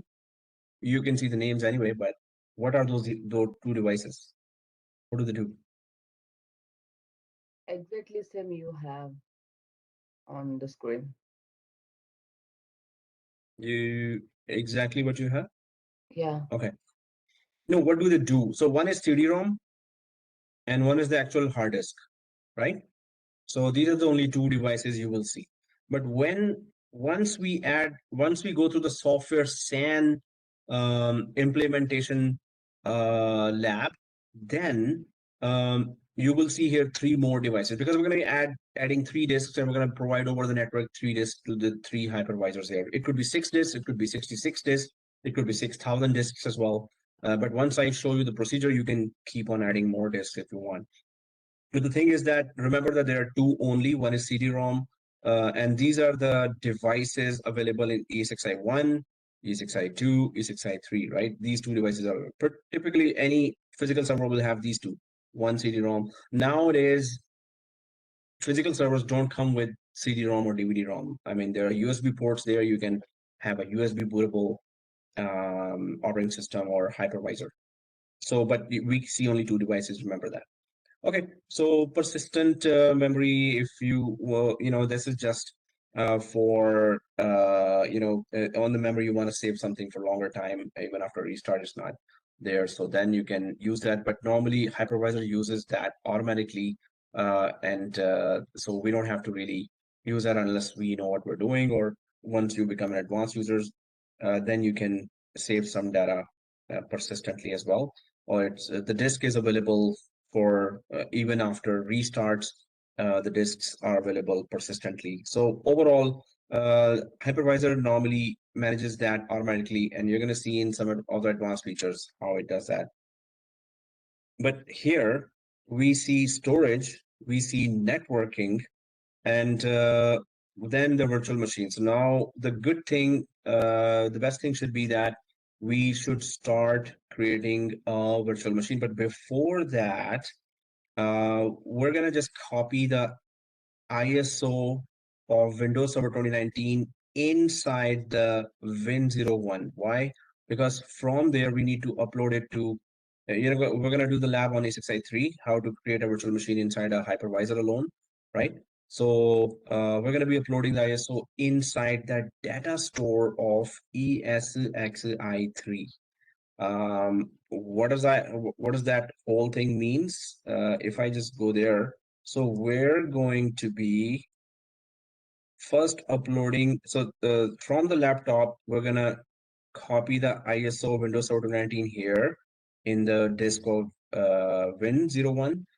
From there, we're gonna upload this to the ESXi03's data store here, the ISO of Windows Server 2019. And once we do that, then only when we create a virtual machine on top of ESXi3, then its CD will detect or will be able to see an ISO if it is inside a data store.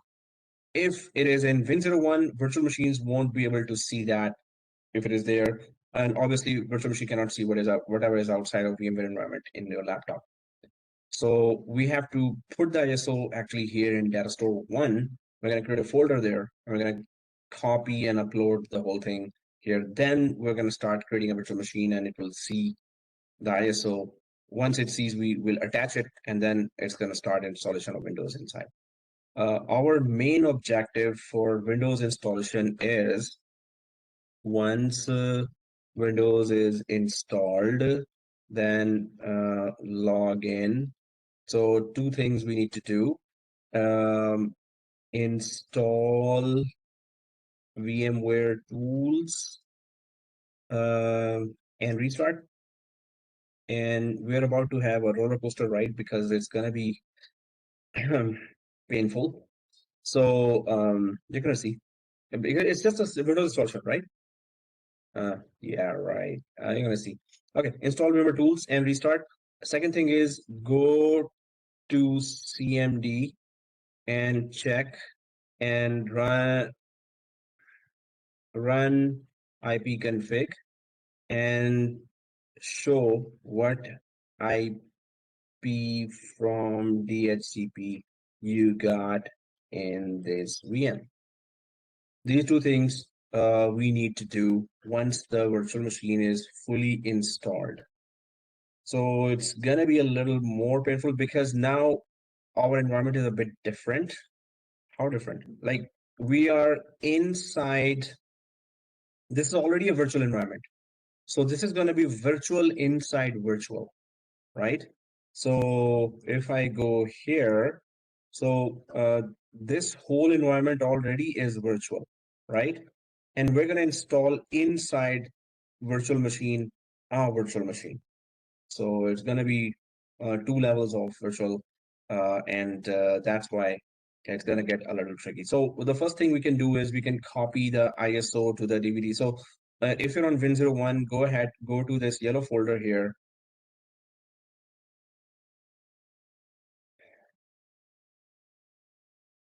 And just open the downloads folder here, right? And there we're gonna copy from our laptop, wherever our ISO is. I'm gonna minimize my VMware workstation now.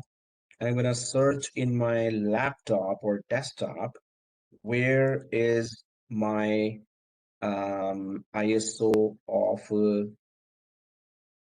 Windows 2019 is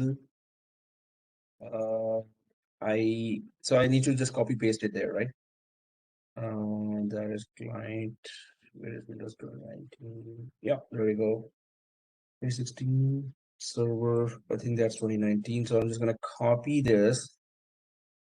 In fact, to cut to just for myself, I'm just going. Oh, it's a download. For future, I'll just paste it here. But from here, I'm just gonna copy this. Really, the same drive. It's just doing that. Okay, it's not even copying. I'm just gonna copy it from here to inside the virtual machine. That's it. Right click, copy, go to the virtual machine. Yeah, the yellow folder I've already opened. I'm just gonna click downloads and right click here and paste. Simple. Also, it is a time for a break. So we copy that. Then we come back. 753, 803, 813. Okay. Let us come back at 813. Sure. Yeah. So, drag and drop is working here? Just drag and drop? Yeah. Okay. Did you create a virtual machine inside the ESXi interface? No. No?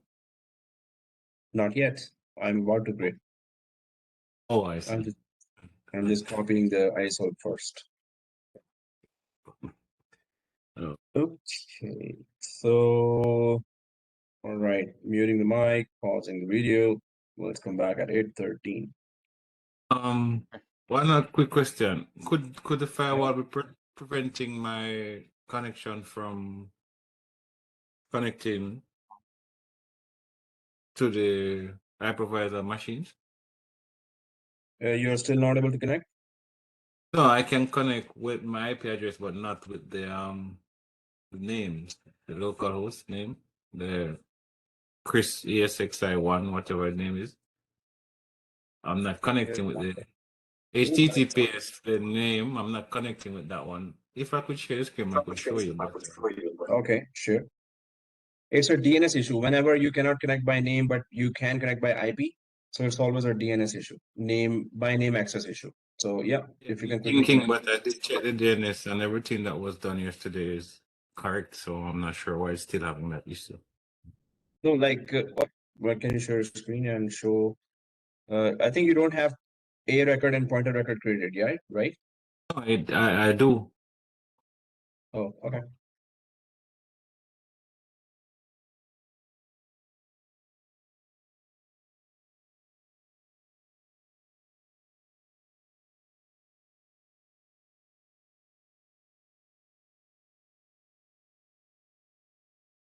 You're connecting? Your application. Yeah, you're sharing your screen.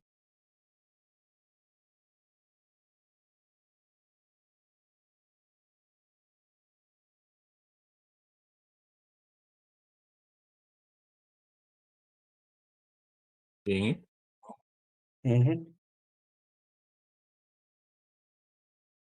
So you're connected by IP. So can you open your DNS? IP. My DNS. Yeah, tools on the right side. No, in the Active Directory, minimize this.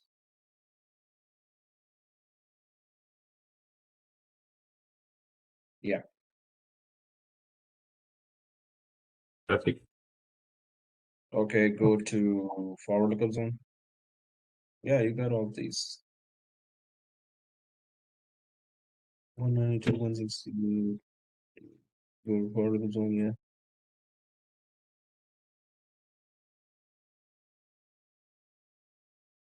When 168.201, Chris ESXI010203. Okay, let's go to ESXi1 machine directly on the top. ESXi1, Chris, Humb, VCP7. Click that on the top. Yeah. Go onto the machine itself. Well, I'll try to attempt reading this. If you can click on it, so it could be brighter. Or yeah, oh yeah, there you go. Hey, turn on the lights. Thank you. So Chris, oh no. Yeah, but previous screen was okay. But anyway, okay, let's go inside.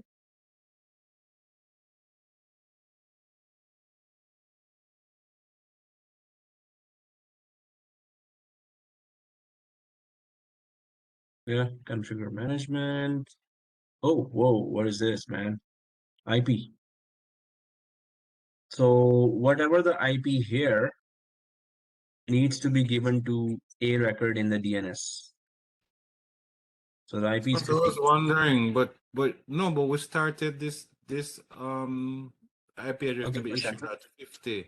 I think that's what you say, started at 50. Yeah, So we started, but then we changed it. oh, Come on, Chris. Where were you I was yesterday? wondering, but I was wondering if it was the IP address was assigned at 01213. But we took a lot of time changing that. What were you doing at that time? Okay, so you have to change the IP. You know, you could just copy this IP to the DNS and it will start working with name, or you can just follow the lab that I uploaded there, that how I changed this IP from dynamic to static. Change to static, then yeah, your DNS will be okay. But the IP is different here, and it's in DNS A record, it is different. So it has to be the same IP, that's the only reason.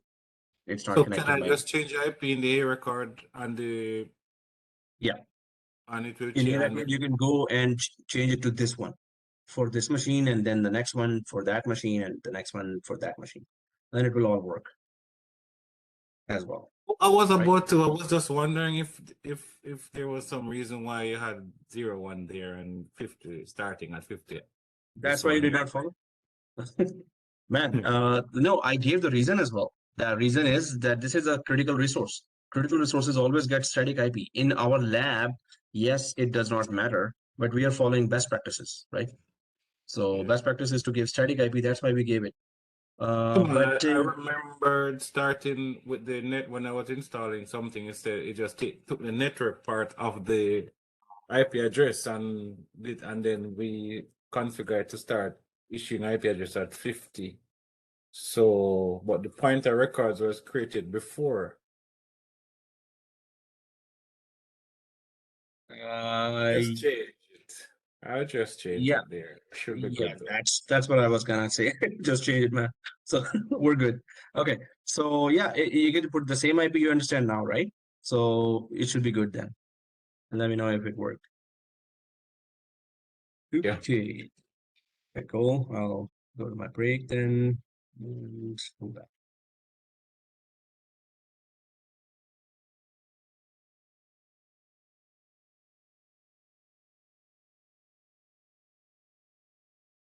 Okay. Muting. Resume. Resume. O and K. So let's continue.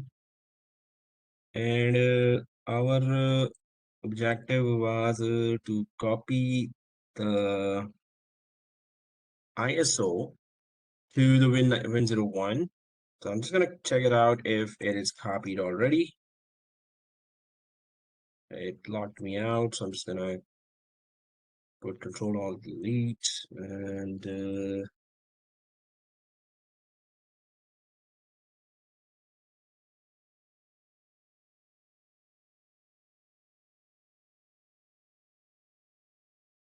okay, so it's copied already here, and as our plan was, so we're going to, so it's here already. Now we're going to put it from here to here, right? So how do we do that? We're gonna put that in E6i3. E6i1 is kind of our very important machine, VIP or VIM, very important machine. So because we're gonna be installing next week here vCenter, which is a big application. So we're not gonna touch it for any other experiment thing. So we're gonna go for E6i3 now. I'm gonna install it there. But this is kind of memory intensive operation. So that's why we need some more RAM for this dude here. So this E6i3, we need more RAM. Why? Obviously, we're going to be installing Windows inside the hypervisor E6i3. What is the current memory of this? 4 gigs, right? 4 GB. Now, that's not enough at all to install in a virtual machine, and we want it fast as well. So it's going to take time. So what we can do is, it's going to be now this machine and this machine, right? For this particular task, we do not need this machine and this machine. So what we can do for the duration of installation of the Windows in E6i3, we can shut down E6i1 and we can shut down E6i2 temporarily, right? And we're gonna just continue with Win01 uploading the OS inside ISO inside this E6i3 data store. Then we're gonna create a virtual machine inside E6i3, and that machine will grab this ISO and then it's gonna start installation. Okay, so this means if these two guys, these two virtual machines are going to be hypervisors are going to be shut down, so they're gonna provide us then. Let us give more memory to this or more RAM to this E6i3, right? So we got 2 GB here, considering we have 16 GB total, right? Those who have 32 GB, they can just, add much more RAM to this. Those who have 16 gigs, 16 GB here. So 2 GB here, and we can give overall what 8, 9, 10. If we give 12 GB here temporarily, obviously this is temporary, right? So we're gonna shut down all 3 hypervisors, but we're gonna change the memory of only E6i3 from 4 GB to 12 GB, and then we're gonna power on only E6i3. But this one will always be powered on. This one will never, ever shut down, right? So it's providing infrastructure roles. So once we give it 12 GB, we're gonna power it on. Then we create a virtual machine inside this, So that virtual machine can have then enough RAM. Maybe we will give it 8 GB here, right, to this virtual machine, so it will be faster, right? And overall, we need to install an operating system inside. We need to install VMware tools. We need to install. We need to also check that did this virtual machine get an IP from our DHCP, right? This guy. Did it get an IP from our DHCP? If it did, this will confirm our networking is perfect as well. And the virtual machine created inside the hypervisor is communicating outside of the hypervisor to another machine where the DHCP is offering services. So it's going to prove that our network is also working fine, right? So our next step right now is shut down E6i1, E6i2, E6i3, then change the memory of only E6i3 to 12 GB and power it on, right? So we're going to do that now. And yeah, it's been discussed, so let's do it. And I'm going to go up to E6i1. Guys, how to shut down this machine from F12? We haven't seen that yet. So why don't we just see that too for one of the hypervisor? The others, we can just right click and power and just shut down guest, right? So how to shut down directly from the hypervisor? Hypervisor. So I'm going to select this. It's now selected because the hand icon is gone. Then you can see here F12, right? So function key and F12. Go ahead and press that. FN, and where is my F12? Man, I need a lamp here. Seems, or I need my glasses checked. All right, anyway, so that's F12. And then I need to still log in, but it's not going to actually log in. It's going to ask us, hey, you want to shut down this hypervisor? So that's a good security on if somebody wants to shut down, that person has to know the credentials even to shut down, right? Which is a good security feature. Now I come here, it says shut down / restart. Forcefully terminate running VMs, if any, right? So F2 offers shutdown, F11 offers restart. Obviously, we need to shut down. Forcefully means if there were virtual machines running on it, and suppose it's kind of in a frozen state, and you really are troubleshooting and you cannot do anything, so that would be kids.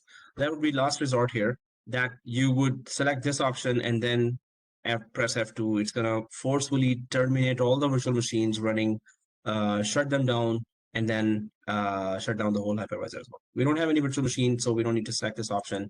I'm just going to simply press function key and F2 key. Okay. Yeah, so function key and F2. And there you go. So from within the hypervisor, that's how you shut down.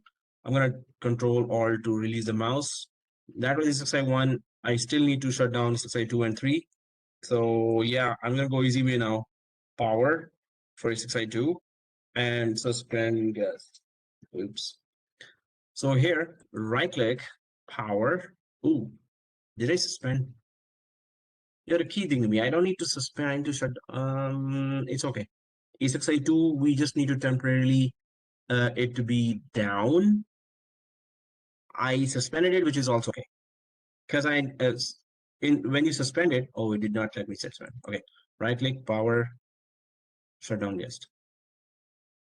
So when you suspend, we cannot change any memory or anything, but we were not supposed to change memory or anything for E6i1 and 2, right? I'm going to shut down E6i3. I have to shut down E6i3 because I need to change its memory from 4 GB to 12 GB. Right? Okay, it's going down or not? Yeah, it's going down. Okay, it's gonna get trickier now, guys, but I'm sure you guys are really smart. So you should be okay, those who are following. This is shutting down as well. Okay, so once its memory is up, then we can start the process of remotely connecting to only E6i3 and uploading the ISO from Win0 to E6i3. Okay, so my E6i1, 2, and 3 are all shut down, but I'm going to change the memory only of E6i3 temporarily to 12 GB. Those who have 32 GB RAM, you can go for 16 GB or even 24 GB. So then even the virtual machine inside you can give 12 GB if you give it 24 GB. So you can take benefit of having 32 GB RAM.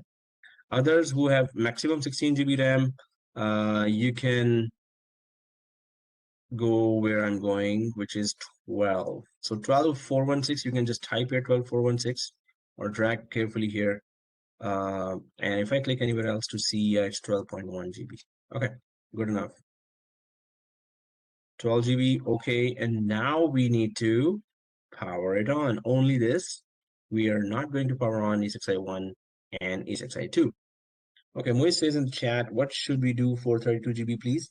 Yeah, you can just give it E6i3, you can give 24 GB RAM. And then the inside machine later, you can give 16 GB RAM. Wow, amazing. So yeah, those who have 32 GB RAM, you can really make use of it. So give this machine 24 GB RAM and inside later you will give 16. While those who have maximum 16 GB RAM like me for this current laptop, next week I'll use my other desktop 32 GB one. So those who have maximum 16 GB, you can give 12 GB to this, and inside machine we can give 8 GB, right? Okay, so it's gonna be a bit faster now. Bit faster, slightly, kinda. Okay, man, this Thursday, Friday, seriously. All right, so okay, while this is uploading, what's our next major step? Let's start the wizard, blah, blah, blah. Upload it to, yeah, this is the next one now. Upload it to the data store of a hypervisor. So we have already done this. We have copied the ISO to the Win01. Now we're going to upload it to the, so first E6i3, when it comes back up, we're going to remotely connect to E6i3, right? And then we're going to go to the data store of E6i3 and we're going to create a folder called software. Inside that folder, we're going to upload the ISO of Windows Server 2019, right? So I'm going to show you all that. Oh, it's already loaded and it's 12 GB, which is good. Okay, I'm going to go back to not only Win01 and E6i3 are up, other two are down. So I'm going to go to Win01 because I need to remotely connect to E6i3, right? So I'm going to, it locked me out again. I'll just go for, let's go for this. Okay. First tab was E6i1, second tab was E6i2, third tab is E6i3. Okay. E6i3, I need to go inside only E6i3 now. Small ABC, capital ABC, shape 1, 2, 3, large shape 1, 2, 3. Oh, kids. I know it's weekend, but I'm teaching. Well, was I loud enough? Okay, so now I'm inside E6i3, right? And I need to go to storage. Why? Because I can access the data store of this hypervisor from storage. So I'm just going to click storage. There's the data store, right? So either I can click the data store and go inside, or I can go for that yellow folder called data store browser. This data store browser means, well, it's going to show the inside of the data store, right? So I'm going to click data store browser. And inside the data store one, there's only one folder created, .sdd. Now, suppose you created 10 virtual machines here on E6i3. So those 10 virtual machine folders will start showing up here, right? So everything gets created in the data store. But that's the local disk-based data store, right? Okay, what am I talking about? So there's one more crucial thing to understand here is that it is not recommended to create virtual machines in a professional environment on a local disk-based data store. So where are you supposed to create it? you're supposed to create it on the disks that are coming from SAN. So suppose there's one disk here that is coming from SAN, and this same disk is being shared by 6i1, 6i2, 6i3, and it's coming from SAN. So we are supposed to create a virtual machine on top of this is virtual machine, and this is a virtual disk of a virtual machine. So professionally, you're supposed to create a virtual machine on top of LUN. So this is called LUN, or LUN, or logical unit number. And this is a shared disk over the network, right? So we're supposed to do that, but I'm showing this because we need to explore all the features of hypervisor. And for those companies where they are just having hypervisor, smaller companies, how do you do that? We just get to know how to work inside a hypervisor. Then the rest of the course, obviously, we're going to be working on software SAN and vCenter. Okay, so it's not recommended, but we're going to create here. But then we're going to move it from here to the other LUN-based data store, or shared disk over the network based data stores. Obviously, when you create a disk here and you map this disk coming from SAN to the hypervisor, this is just a disk, right? Physical disk kind of disk. So you have to create a data store on top of that too, right? So on that shared disk based data store, it's recommended to create virtual machines on, right? So that's just a point that we need to understand. And I'm going to go back to the local disk based data store. And there you see this create directory. So when we click that, it's going to let us create a directory here. So I'm just going to click that, and we can call it what? Software, right? And click create directory. So there's a software, there's a directory created here called software, right? We're going to select this software. Now, once we select it, you can see the path showing here, data 1, then software. We're going to type that now. So that's where we want our ISO or Windows Server 2019 to be, right? Remember that? Yep. I'm not seeing our data store browser. You're not seeing data store browser. So did you click the storage? Yeah. And then once you click storage, do you see this? Yep. Then click it. Bridge. Once you click it, do you see this? Mine is. So you don't see this. Oh yeah, Samsung data store browser, yeah. So when you click it, does this appear? Store 1, yeah. So you see this whole window? Seeing just SSD though. SSD. Yeah, which is okay, Then you click this. Create directory. Okay. Yeah. And name it what? Software. That's what we did just now. Create? Yeah. So did you click the create directory and then you put the name software? Did.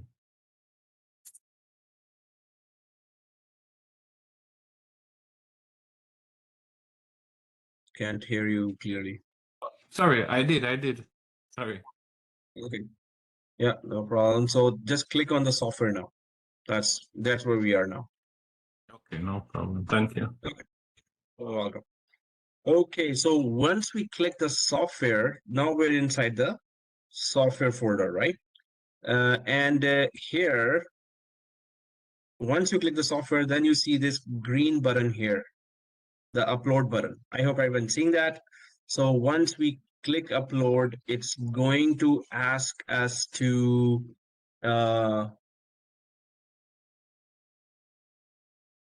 so once you click that upload, so go ahead and click the upload.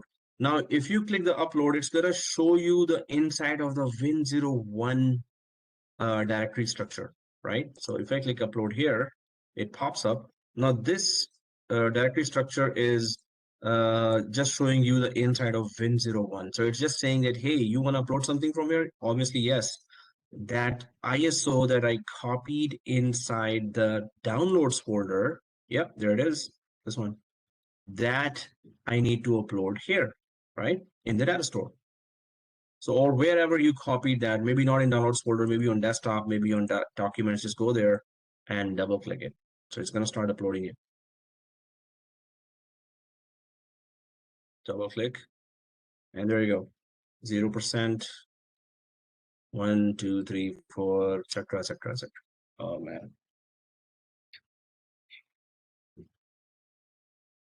So it's going to upload the whole OS. Really? All right. And it's on 2%. Yay! Cool. So guys, there's a rule in the class that students cannot be ahead of teacher, right? So if you're on 3% or 4%, just try to put the mouse here like this, and it's gonna stop, right? And when I'm ahead of you, then you can just move the mouse like this here, and then it's gonna go ahead, right? I wish that was the case. Okay, maybe next 10 years. Sir, actually, I Yeah. missed some few steps after the break, like when you change the Mm. some memory Hey, to we took like like 100 steps after the break. no, So like which exact step on? just regarding what you change some 4 GB to 12 GB, Yeah. something like that. Now I'm free enough to see other screens. So if you are able to share a screen. Oh, are you able to? No. Okay, so which Actually, step are my you system have 16 GB, so should I have to change VM1 to 4 to 12 GB as well? Like Windows Server Win01? 2019. Yeah. Yeah, so Win01 we did not change RAM. We just kept it powered on. Win A6i3, we changed the RAM by shutting it down and changing it to 12 GB. Okay. The rest of the machine should be locked off. The rest of the machine should be shut down. These two, E6i1 and 2, should be shut down. Oh, all right. Hey, that's way back. Okay.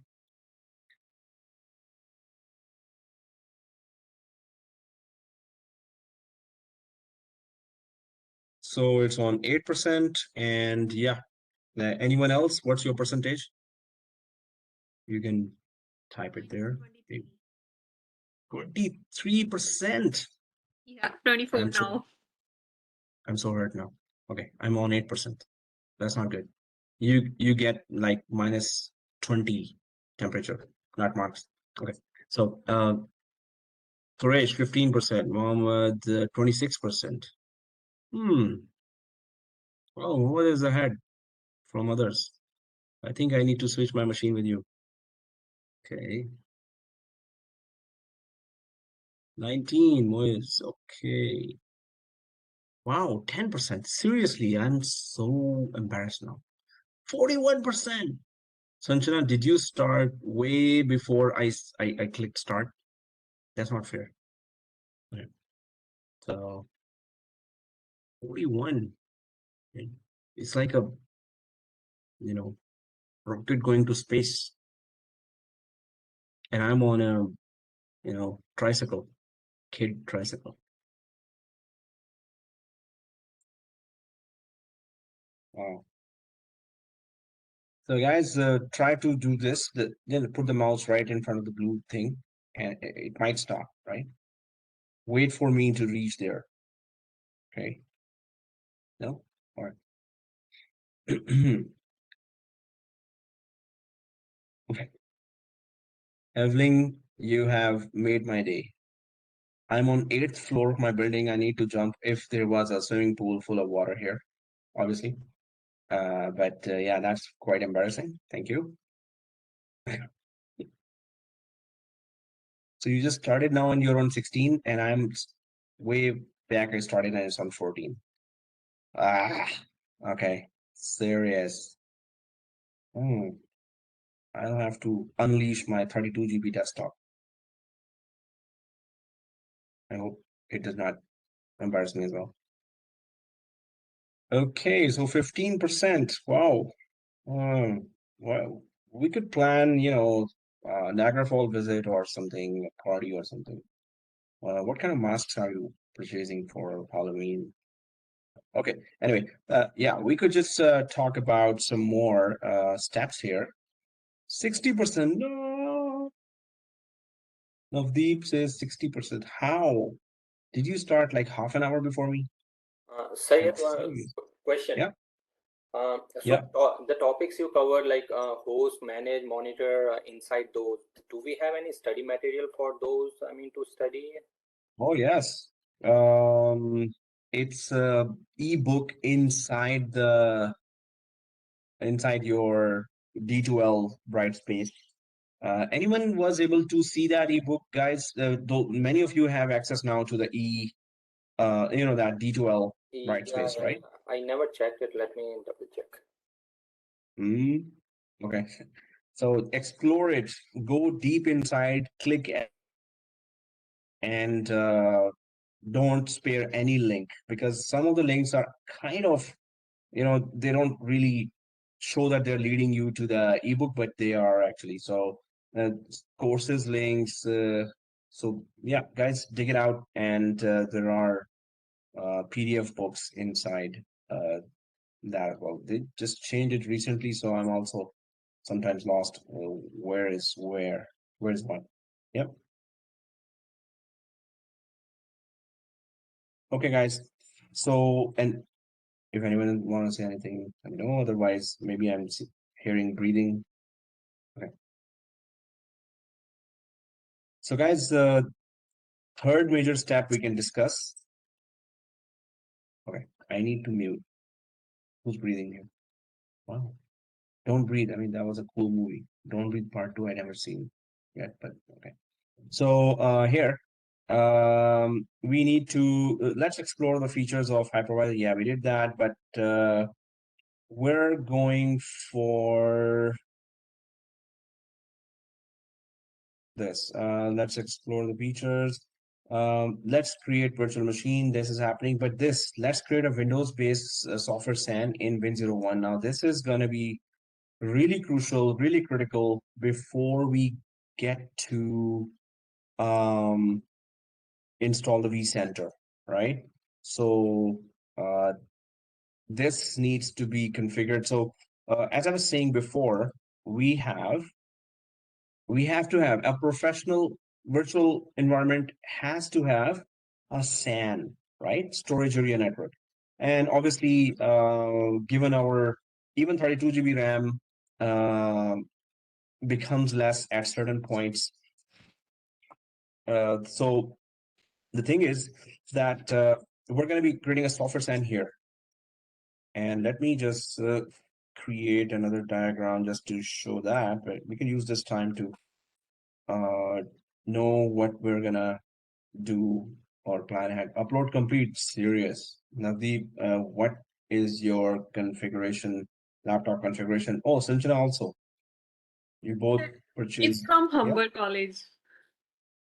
No So I way. don't have anything Serious. else rather than this course material. Nothing else in this laptop. That's why it's pretty fast. Oh, okay. Cool. Wow. So Chris says, where's the link for the ebook? Chris, as I said before, this whole D2L Brightspace is new to me too. They just recently changed it. So I will be, either you can ask Christopher and they will get the VMware to give the link. Otherwise, explore inside the D2L Brightspace, right? For that. And this weekend, I'll just try to jump in and check that. Before, I had also issue going towards different links, and then I was able to find the PDF. So this weekend, I'll try to check and send you all the link in the WhatsApp. Otherwise, they should have some kind of you know, completed. Everything says completed. Storage says done. Whoa, amazing. I don't want to see my machine even. I think I hope I'm on 50% above. What? Guys, what RAM have you given to Win01? 2 GB, right? Oh, so everyone gets Humber's rocket machines. Oh, I thought my machine was good. And 2%. Why is it so slow? Did I give? Yeah, 12 GB RAM. And it is SSD drive I have. This is wrong. Storage says 12 GB. Yeah, everything says it's the same. This machine is for Humber. So I'll be requesting Humber, hey, can you give me a 16 GB machine? Okay, so I think we have a lot of time to discuss. I'm not sure what else I can do to make it fast. Maybe I can push from here. Oh, okay. So here, let's create a Windows-based software SAN in Win01. Yeah, the significance of that, the significance of that is that let me just create it here.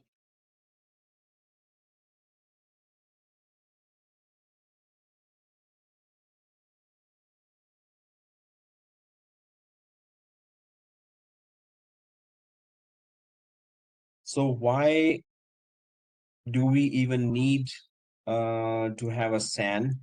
Not only that, it's high availability, but vMotion, migration of virtual machine from one hypervisor to another, that's also because of SAN. Otherwise, it's going to be not possible, or it's going to be possible with a big downtime. So if we go to this, suppose we have a SAN here. So the benefit of that is,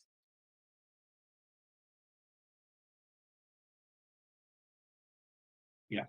So what happens is, and what we're about to do after this virtual machine is created, we're going to be creating 3 disks there. So basically, we're going to consider this Win01 as our SAN machine, right?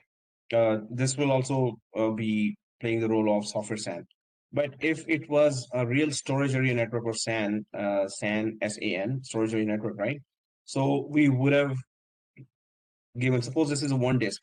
So that 1 disk has to be shared with all the hypervisors you have, unless you don't want advanced services or vMotion to be working on that hypervisor, then you don't have to.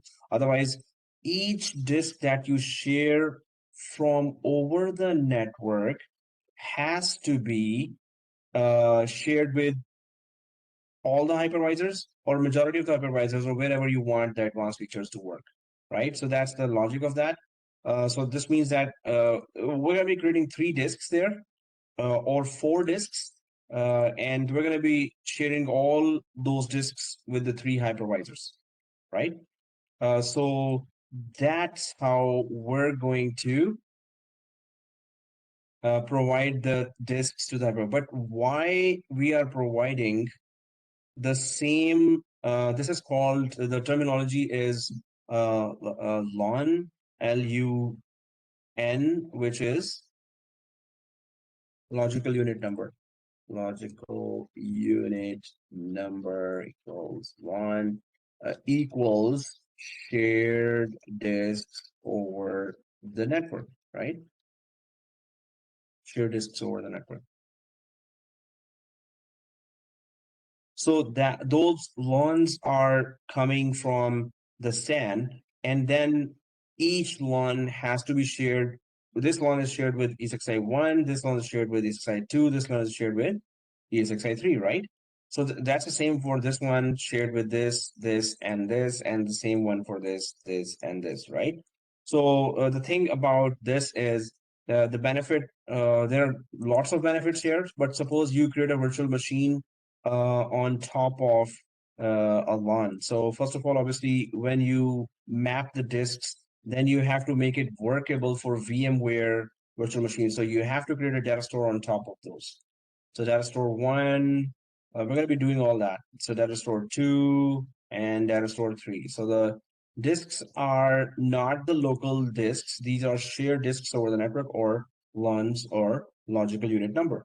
So when you create a virtual machine on top of that, so you create a virtual machine and the virtual machine loads. So first of all, the virtual machine files, all kinds of virtual machine files, the VMDK file, the vmem file, a vmem file, and the configuration file. So all those files are living on top of this one base data store, right? When the machine starts, it starts on the RAM of a hypervisor. So it starts on the memory of the hypervisor, right? And on when it's shut down, so it loads on that RAM. When it's shut down, it retrieves to that storage. That storage is, this is just a map disk. So this means this is actually living here, right? In this storage. So it's permanently saved in this storage, but over the network, that disk is provided and mapped to the hypervisor, right? So the first benefit is that what if this hypervisor goes down? What if this hypervisor crashes? So what happens is, or this hypervisor crashes, right? So what happens is that the whole virtual machine was never on the local disk of this hypervisor. It was on a LAN-based data store, which is actually over the network available for this hypervisor as well and for this hypervisor as well, right? So virtual machine files are here always. So if the hypervisor crashes, the virtual machine files will still be available over the network and can be loaded on the second hypervisor, right? Can be loaded on the second hypervisor's RAM here, right? So that's the benefit, or that's a big benefit here, that you are able to, without least amount of downtime, you can have the virtual machine running here while you lost the whole $2,000 or $3,000 hypervisor, right? The virtual machine that was here loaded on the RAM of this hypervisor will be now loaded on the RAM of the other surviving hypervisor. So thanks to SAN and the LANs or shared disks over the network, this is possible. That's the one benefit. Second benefit is that suppose the virtual machine is loaded here and its virtual disk is on hypervisor LAN-based data store here, right? The virtual disk is here. Now you see that this hypervisor has suppose 10 or 20 virtual machines, and that's how it is. I mean, you will have a lot of virtual machines in a hypervisor given whatever amount of RAM. Suppose it's a 1 terabyte RAM, which is pretty expensive itself. You put 1 terabyte RAM here, you put 32 core processor or 64 core processor here, which is pretty huge. So it could amount to $5,000, $10,000 just of one physical server. But you can have then some big machines, big virtual machines, SQL Server, big applications, hospital application or insurance company applications loaded on this virtual machine because you have huge underlying hardware, right? So if there are so many machines here and then during the peak hours, end users say that, hey, we are connecting to suppose this virtual machine, there are 500 users connected here, there are 2,000 users connected here, there are 1,500 users connected here, there are 700 here, suppose there are 300 here, there are 2,500 users connected here. So overall, you can see already that there are like more than 5,000 to 6,000 users connected here in one hypervisors, through one hypervisors to 10 or 15 virtual machines here, right? Obviously, then you should have enough network adapters. Physical network adapters should be 4, 8, 10 with NIC teaming done there. Anyone knows what is NIC teaming? Ever heard of that before? What is it? NIC teaming. Or what's the benefit? Anyone knows? It is two NIC, like one of the NIC 1 GB, the second NIC 2 GB. So it if you combine it is in a NIC team, so it should be 2 GB PS connectivity. And it offers LBFO, right? So Yeah. what is LBFO? It's not LCBO, it's LBFO. What is LBFO? LBFO is LB is load balancing, FO is failover, right? So load balancing and failover, what are those? I mean, when you have 4 network cards, 3 network cards, so load balancing is that the whole traffic is divided among the network cards. Suppose there's a NIC teaming of 4 network cards here. They're teamed together. So they're offering load balancing. So the load is not on just one network card. If there's 6,000 users are generating some kind of traffic, inbound and outbound traffic. So that is being divided among 4 network cards here. FO is failover, which means that any of the network card could be made a standby network card. And suppose 3 are actually having load balance traffic, and the traffic is divided among 3 network cards, but the 4th one is a standby. And if any one of the network card goes down, this standby becomes an active network card. So the services or traffic is failed over to the other network card that was on standby. So LBFO means load balancing and failover at the same time. So that is happened. That can be implemented when NIC teaming is there, and definitely when you have like 6,000, maybe even up to 12,000 users connected to one hypervisor, we better have 4, 8, 12 network cards in one physical server to make NIC teams. Maybe even 2 teams are there. If one whole team somehow is the network cards are down, so that it can fail over to the other NIC network interface card team, right? It can also happen that way. Okay, what I was saying was that if there were so many users here and the users are connecting here and they're complaining, hey, when I'm opening file, it is just freezing. So then you realize that and you investigate that, okay, it is peak hours. This is like 1 o'clock, 1 a.m. or 1 p.m. Sorry. And there are so many users connected. So obviously the whole hypervisor is busy. So it is using up to 90% of CPU and RAM. So you find out CPU and RAM both are being used 90%, 10% is remaining. So users are complaining now. And this is suppose most critical machine. So what you need to do, you can migrate this and you find out that this other hypervisor has just utilized 50% of CPU and RAM, and the rest of the CPU and RAM is still available. So then you decide that I'm going to migrate this virtual machine from that hypervisor to this hypervisor. So how do you migrate? The virtual machine files are living on the LUN based data store. So and this disk is over the network, right? And this disk has access to this hypervisor. This disk has access to this hypervisor as well, right? So the thing is, the virtual disk of a virtual machine is accessible from this hypervisor to this virtual machine. And this is also accessible to this virtual machine if it was here on this hypervisor. So what we do, we only migrate the smallest data, which is the virtual machines, memory content. We call it virtual machines memory content. Whatever information about the virtual machine is loaded on the RAM, that is migrated to the RAM of the other hypervisor. But what does not get moved is this disk. And that's the main thing here. The disk does not get moved, right? So what's the benefit of disk not moving? Maybe the disk is 200 GB. Now that's a big disk to move, right? So if the disk had to be migrated, it's going to take hours. And if the bandwidth is also on 70, 80% or 90% during peak hours, so that big disk movement will not be possible. It will drop data. Data will be, bandwidth will be not available. It will be either too slow or it will simply fail to migrate. So the disk never moves. Only the virtual machine memory content migrates fast. And as soon as the virtual machine reaches here, there's a cutoff.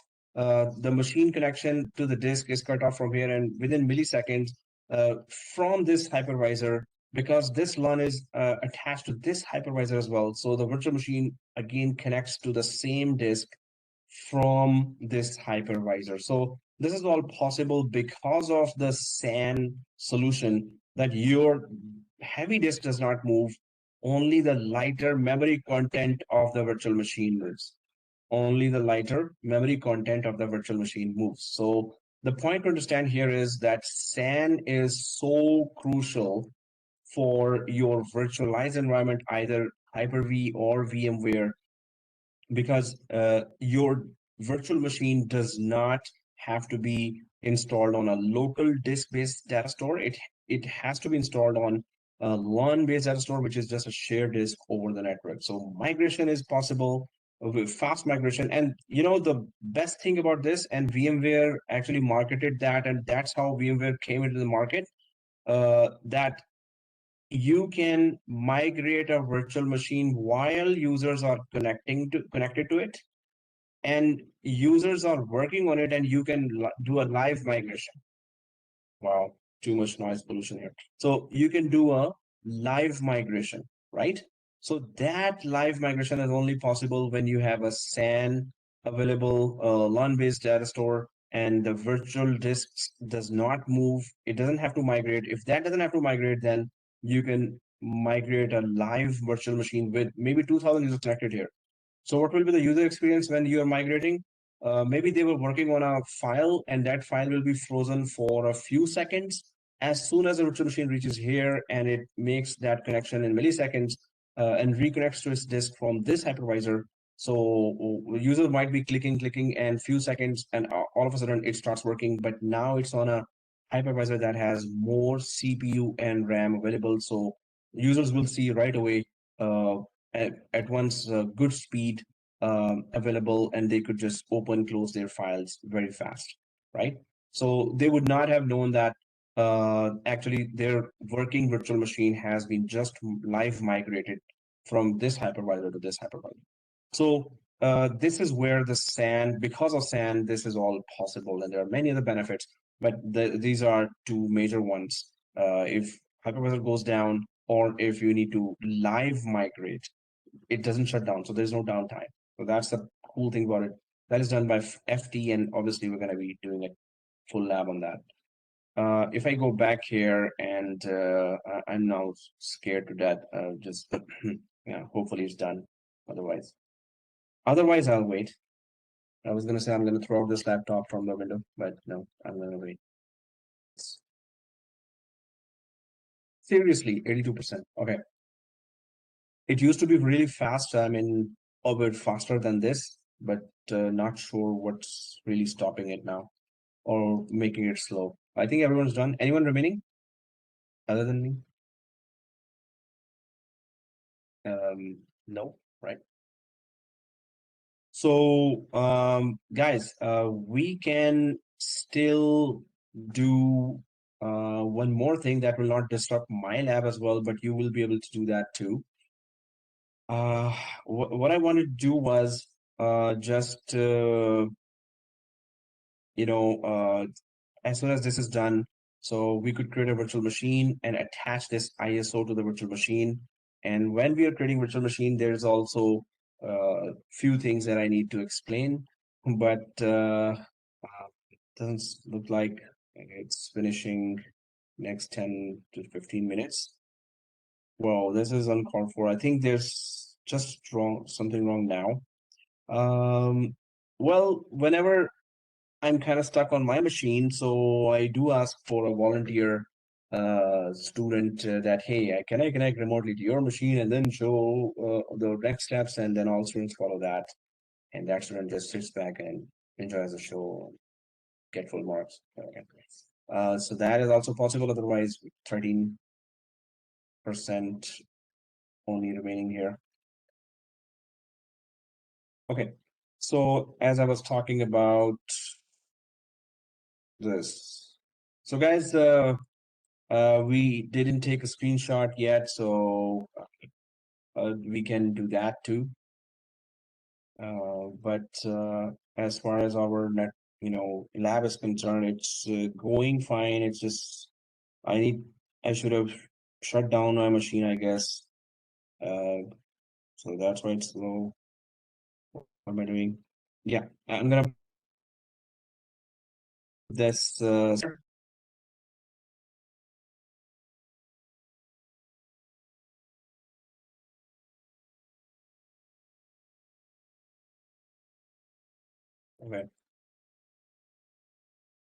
And the other screenshot, well, that's kind of a mess, but yeah, there's fiber optics and lockdown written there, so I'll just take a screenshot as well.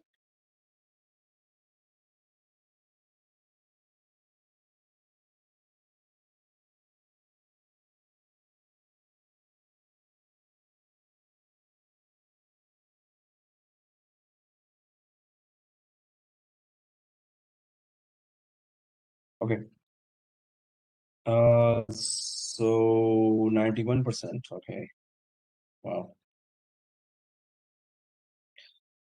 90%. Push. Okay.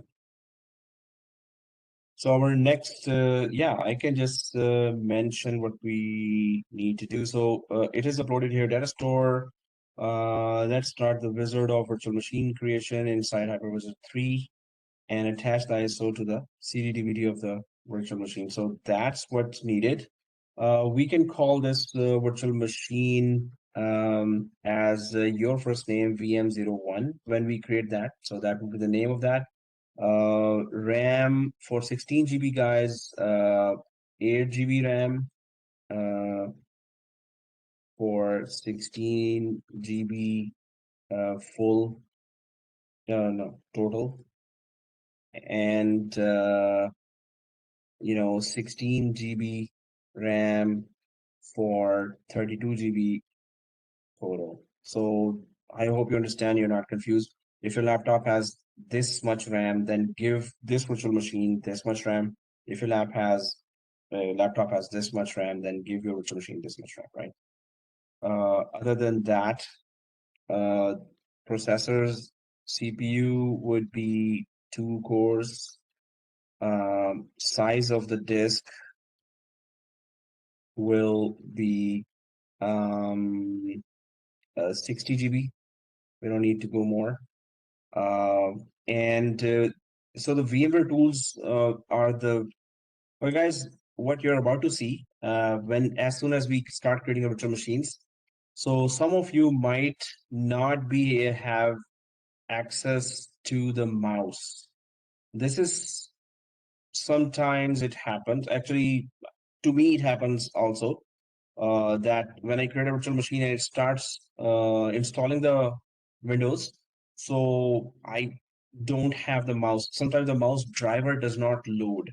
So then it becomes a real pain.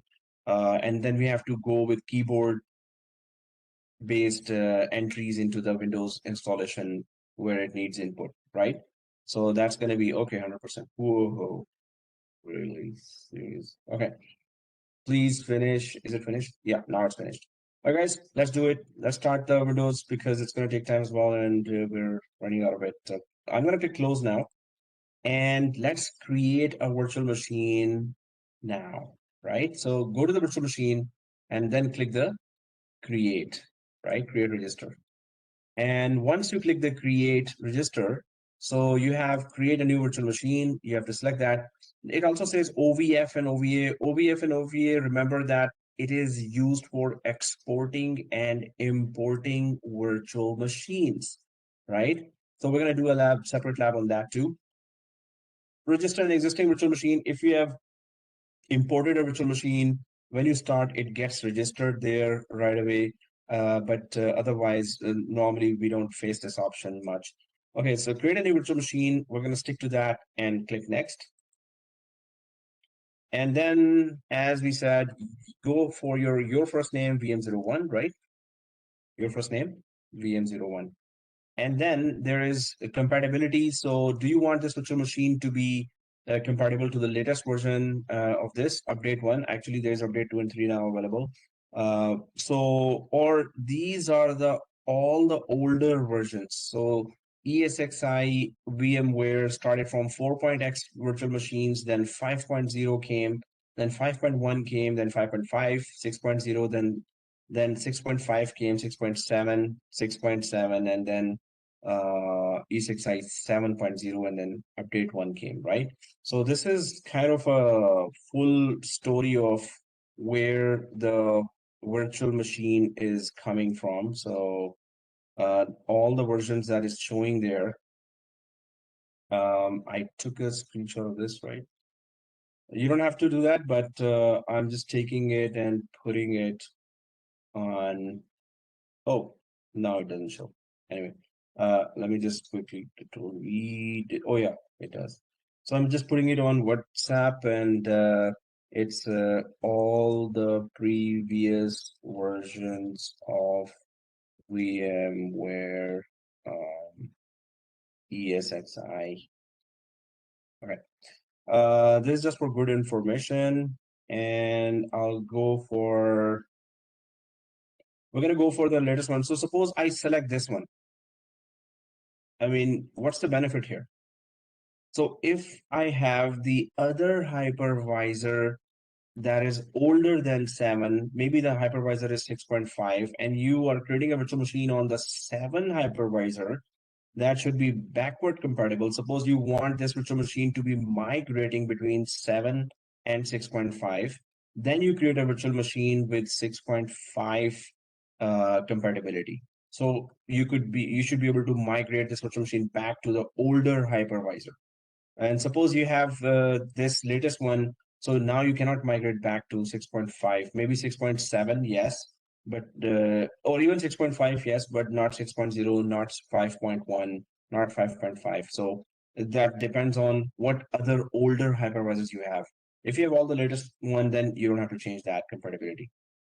Guest OS family, that is obviously Windows that we just copied. So go ahead and select Windows, and then I have 2019 here. So does that show here? Yes, it does. 2019 64-bit, right? Okay, so we're not going to enable any extra initial boot or base virtualization based security here. It says here makes hardware virtualization, IO, MMU, EFI, and secure boot available to the guest OS. You must also enable virtualization based security within the guest OS of this virtual machine. So there are some boot when the Windows starts at that time, what kind of security you need. Then there's hardware virtualization that the virtual machine should directly use some part of physical RAM as well and CPU. So those kind of features, if you want to enable, obviously, if you have a physical hypervisor, then it suits us to enable this option. Otherwise, in a virtual training environment that VMware created for us, we don't have to really click that option. I'm going to click next here. And then this is the data. Initially, it just detects 71 GB capacity of the hard disk from the 200 GB, but we can always increase the capacity later. But right now, yes, 71 GB. So our disk size that we're going to choose for the virtual machine will be, as our slide shows here, it will be 60 GB, right? So we're going to give it 60 GB, although we don't even need that. Normally operating system takes 12 GB, so even 30 GB was okay, but 60 GB is more than enough. I'm going to click next without any changes here. And it says, the error says here, hey, 90 is written there, so make it less than 71. So I'm just going to go for 60 GB here, this one. So that's an immediate change that we need to make. But then for the purpose of performance, we need the 8 GB RAM here. So because we give 12 GB to the hypervisor, on top of which this virtual machine will run, right? So because I have 12 GB here, so I'm going to give 8 GB here. So instead of MB, I can change it to GB, and then I can just put 8 here, right? So instead of MB, I change it to GB. We can change it to TB as well, but we don't have terabytes.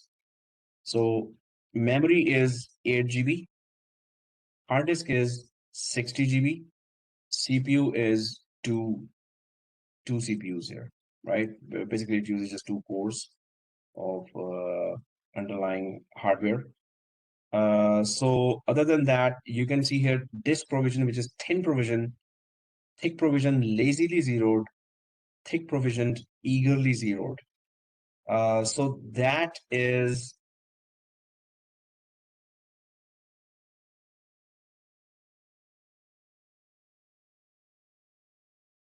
thin provision, lazily zeroed. Oh, thin provision, first of all, we know that it's not gonna occupy any space on the disk, right? Whatever software we are installing, suppose it's 12 GB, so it's gonna just occupy that 12 GB space here, and the rest of the space will not be used. So thin provision is always slow in speed. So in production environments, it's not being used. It is used in training environments normally. But when it comes to thick provision, so yes, whatever space you give here, so suppose we give 60 GB, so it's going to occupy that 60 GB space. Suppose that's 60 GB here or 60 GB space it's going to occupy. And lazily zeroed. So what is zero?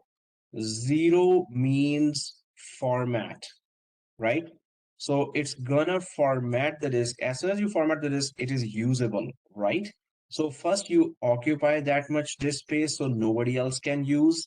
That is opposite to thin provision, where thin provision does not occupy that much space, so you can still use the rest of the disk for any other software, and it grows slowly to whatever space is left. But thick provision, it occupies all the space right away, but then it formats. Lazily zeroed is that once you put the software, starts installing maybe AutoCAD software. There's a big software, right? So it takes a lot of space here. It's gonna format the disk according to when you deploy the software. Oh, AutoCAD is installed, so 30 GB. It formats the 30 GB space and AutoCAD gets installed. Then you install, suppose, Photoshop. Photoshop is also a big software. So it needs 20 more GB. Okay, so 20 GB it formats and then it makes that space usable, but it has still occupied 60 GB, so nobody else can use that. So lazily zeroed, you want to slowly format that, and eagerly zeroed, you occupy all 60 GB and then you format the whole thing right away and it's all usable. Suppose you just installed operating system and you just installed SQL Server that just took 12 GB plus 20 GB. The rest of the space is still formatted, but it's not being used by any software, right? So formatting slowly and formatting fast, those are the difference here. Formatting fast, if suppose you formatted the whole thing, so the software when you deploy, it puts its files, it spreads its files across, the whole disk. So the main thing is, if you are having some big application that's going to create log files fast, you need to select this. If there is some application that does not create a lot of files that's going to grow fast, then you can go for lazily zeroed. So for a big application that is creating a lot of files fast, you go for this. And for applications that's just slowly increasing, and they don't have a lot of log files, you can go for this, right? So they have just different options according to the speed needed and according to the space needed, speed and space kind of balance they are doing here, whichever you want to need. So in training environment, obviously we're using this thin provision. So I will quickly take a screenshot of this. Oh, and paste it here.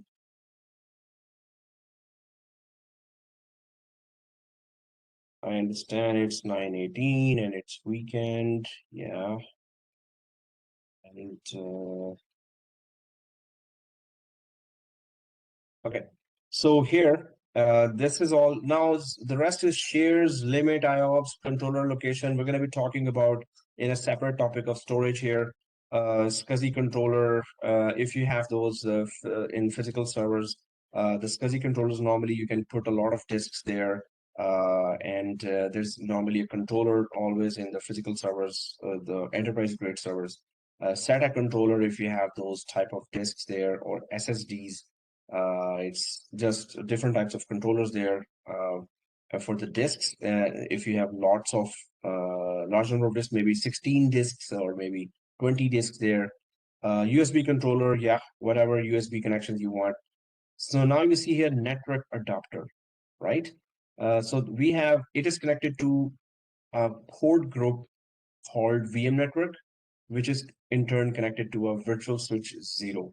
So we're going to talk about networking in depth later, but this is where we want to come, CD DVD, and we need to attach the ISO, which is living inside right now, data store, right? But what is this host device? Host device means that if you put a DVD of Windows Server 2019 in the host device, physical server having a CD-ROM or DVD-ROM, if it has that, or a USB, bootable USB, then you want this virtual machine to access physical server's device or USB to access the ISO, then you can do that. We don't have that kind of facility, so we're going to go for data store ISO file. So we placed a file, ISO file inside the data store. We're gonna, as soon as you select that, it's gonna pop up the data store inside of the data store, right? So we're gonna select that. And this is the familiar area where we were before, right? We just need to select the ISO that is living inside software folder. So click that software folder and double click the ISO, or select that and select, right? Click this and click select. Now the ISO is attached to the Windows virtual machine, and that's what we wanted here. The rest we're going to be still discussing about lots of features of virtual machines and VM options and everything, because we're going to be creating more virtual machines when the vCenter gets installed, and lots of more features will be available. So right now, again, the change was 8 GB RAM for total 16 GB. And you can put 16 GB here if you have 32 GB RAM in the laptop, 32, those guys, 16 GB. But if you have total 16 GB, you can put 8 GB here. So I hope you're not confused. 60 GB is the hardest space. And then, oh, guys, make it thin provision. I was saying we are using it, but I didn't click it, right? If it was thick provision, yes, it would have occupied all 60 GB on your physical laptop. Thin provision, now it's not going to occupy that, right? So click this thin provision. And the final change is data store ISO file. And we selected the ISO already. So those are the changes we made. And now click next. So this is a summary of that, and finito, right? Okay, so let's power on the virtual machine, right? I'm going to select the virtual machine, and you will see this button, power on, right? So select the virtual machine, power on. Okay, let's power on. Filter power on virtual machine, blah, blah, blah. The host does not support. Okay. Okay, how many got this? I got it too. Got it too. Anyone? I got it 3. For me. So not me, Nase. Ansari says not me, and Taiwo says got it too. Okay. So yeah, maybe we can go for the Leonard solution. Now there's a solution named by Leonard, right? So this is a big celebrity kind of thing.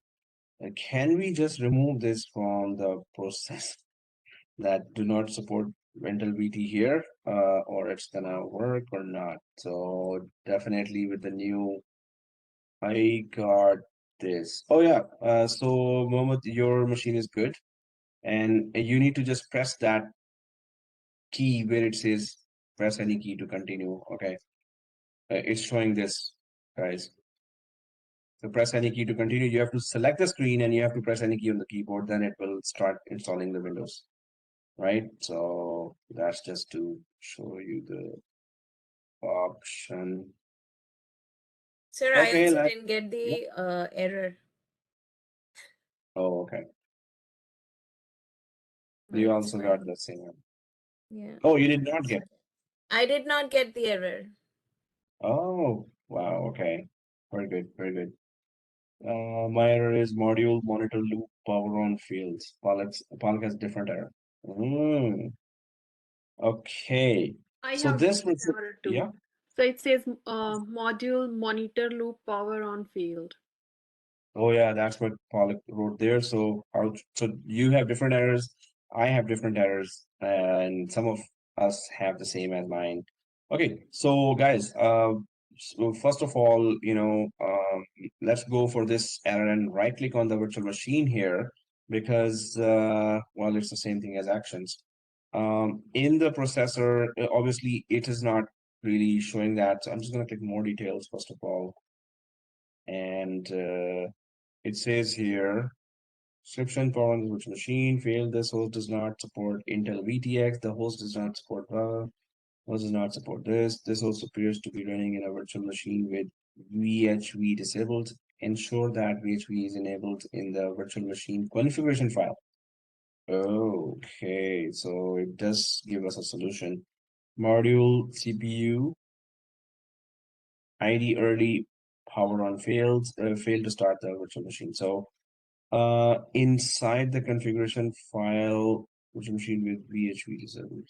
Well, it appears to be running a virtual machine. The host appears to be running a virtual machine with VHV disabled. Okay, so this is something that our community might. I'm just gonna quickly put that here so we Wait, could while you resolve are it. there, can I have one question? Yeah, sure. How do I increase the size of my hard disk? I think I had put 150 before.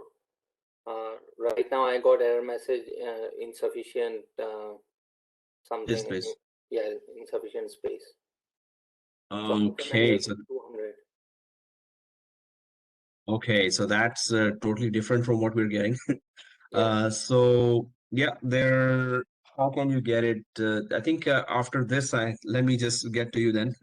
Right now, because my machine also is okay. Sanjana is saying showing that Sanjana, I have to show, and Sanjana and Mohammed both have shared a screenshot where they are able to go ahead, and basically that's also a bit tricky that you have to restart, select the screen quickly, and then press on the keyboard right away, right?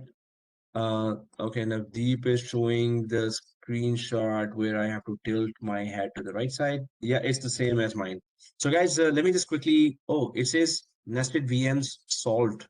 The host appears to be running virtual machine VHV. Guys, it says solved, so we can just try to put that solution right away.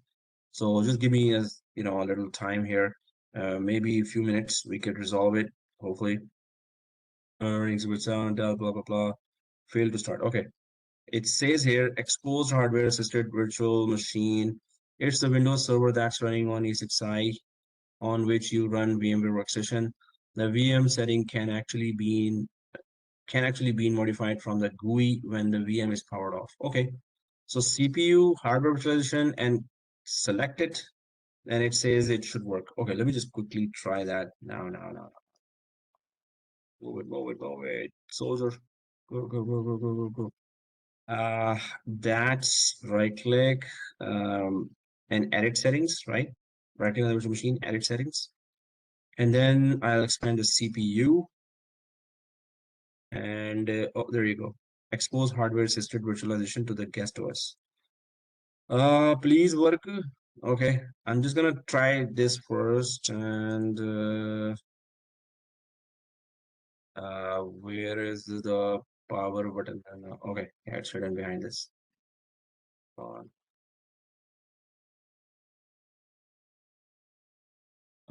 Power on, let's see. It still says that. The failed to power on virtual machine. This host does not support. Obviously, this host does not support this. That's why it would be showing that because this host is not supported. So this means that we have to figure out that for newer laptops, why Intel VT is actually not supported, and that is something that I need to find out. For majority of the students are having this. Does the VM's configuration.vmx file contain vhv.env? Oh yeah, that's another equal true. If it doesn't, add it to see whether it helps. Note that if you add this from the command line by editing VMX. VMX is the configuration file, guys.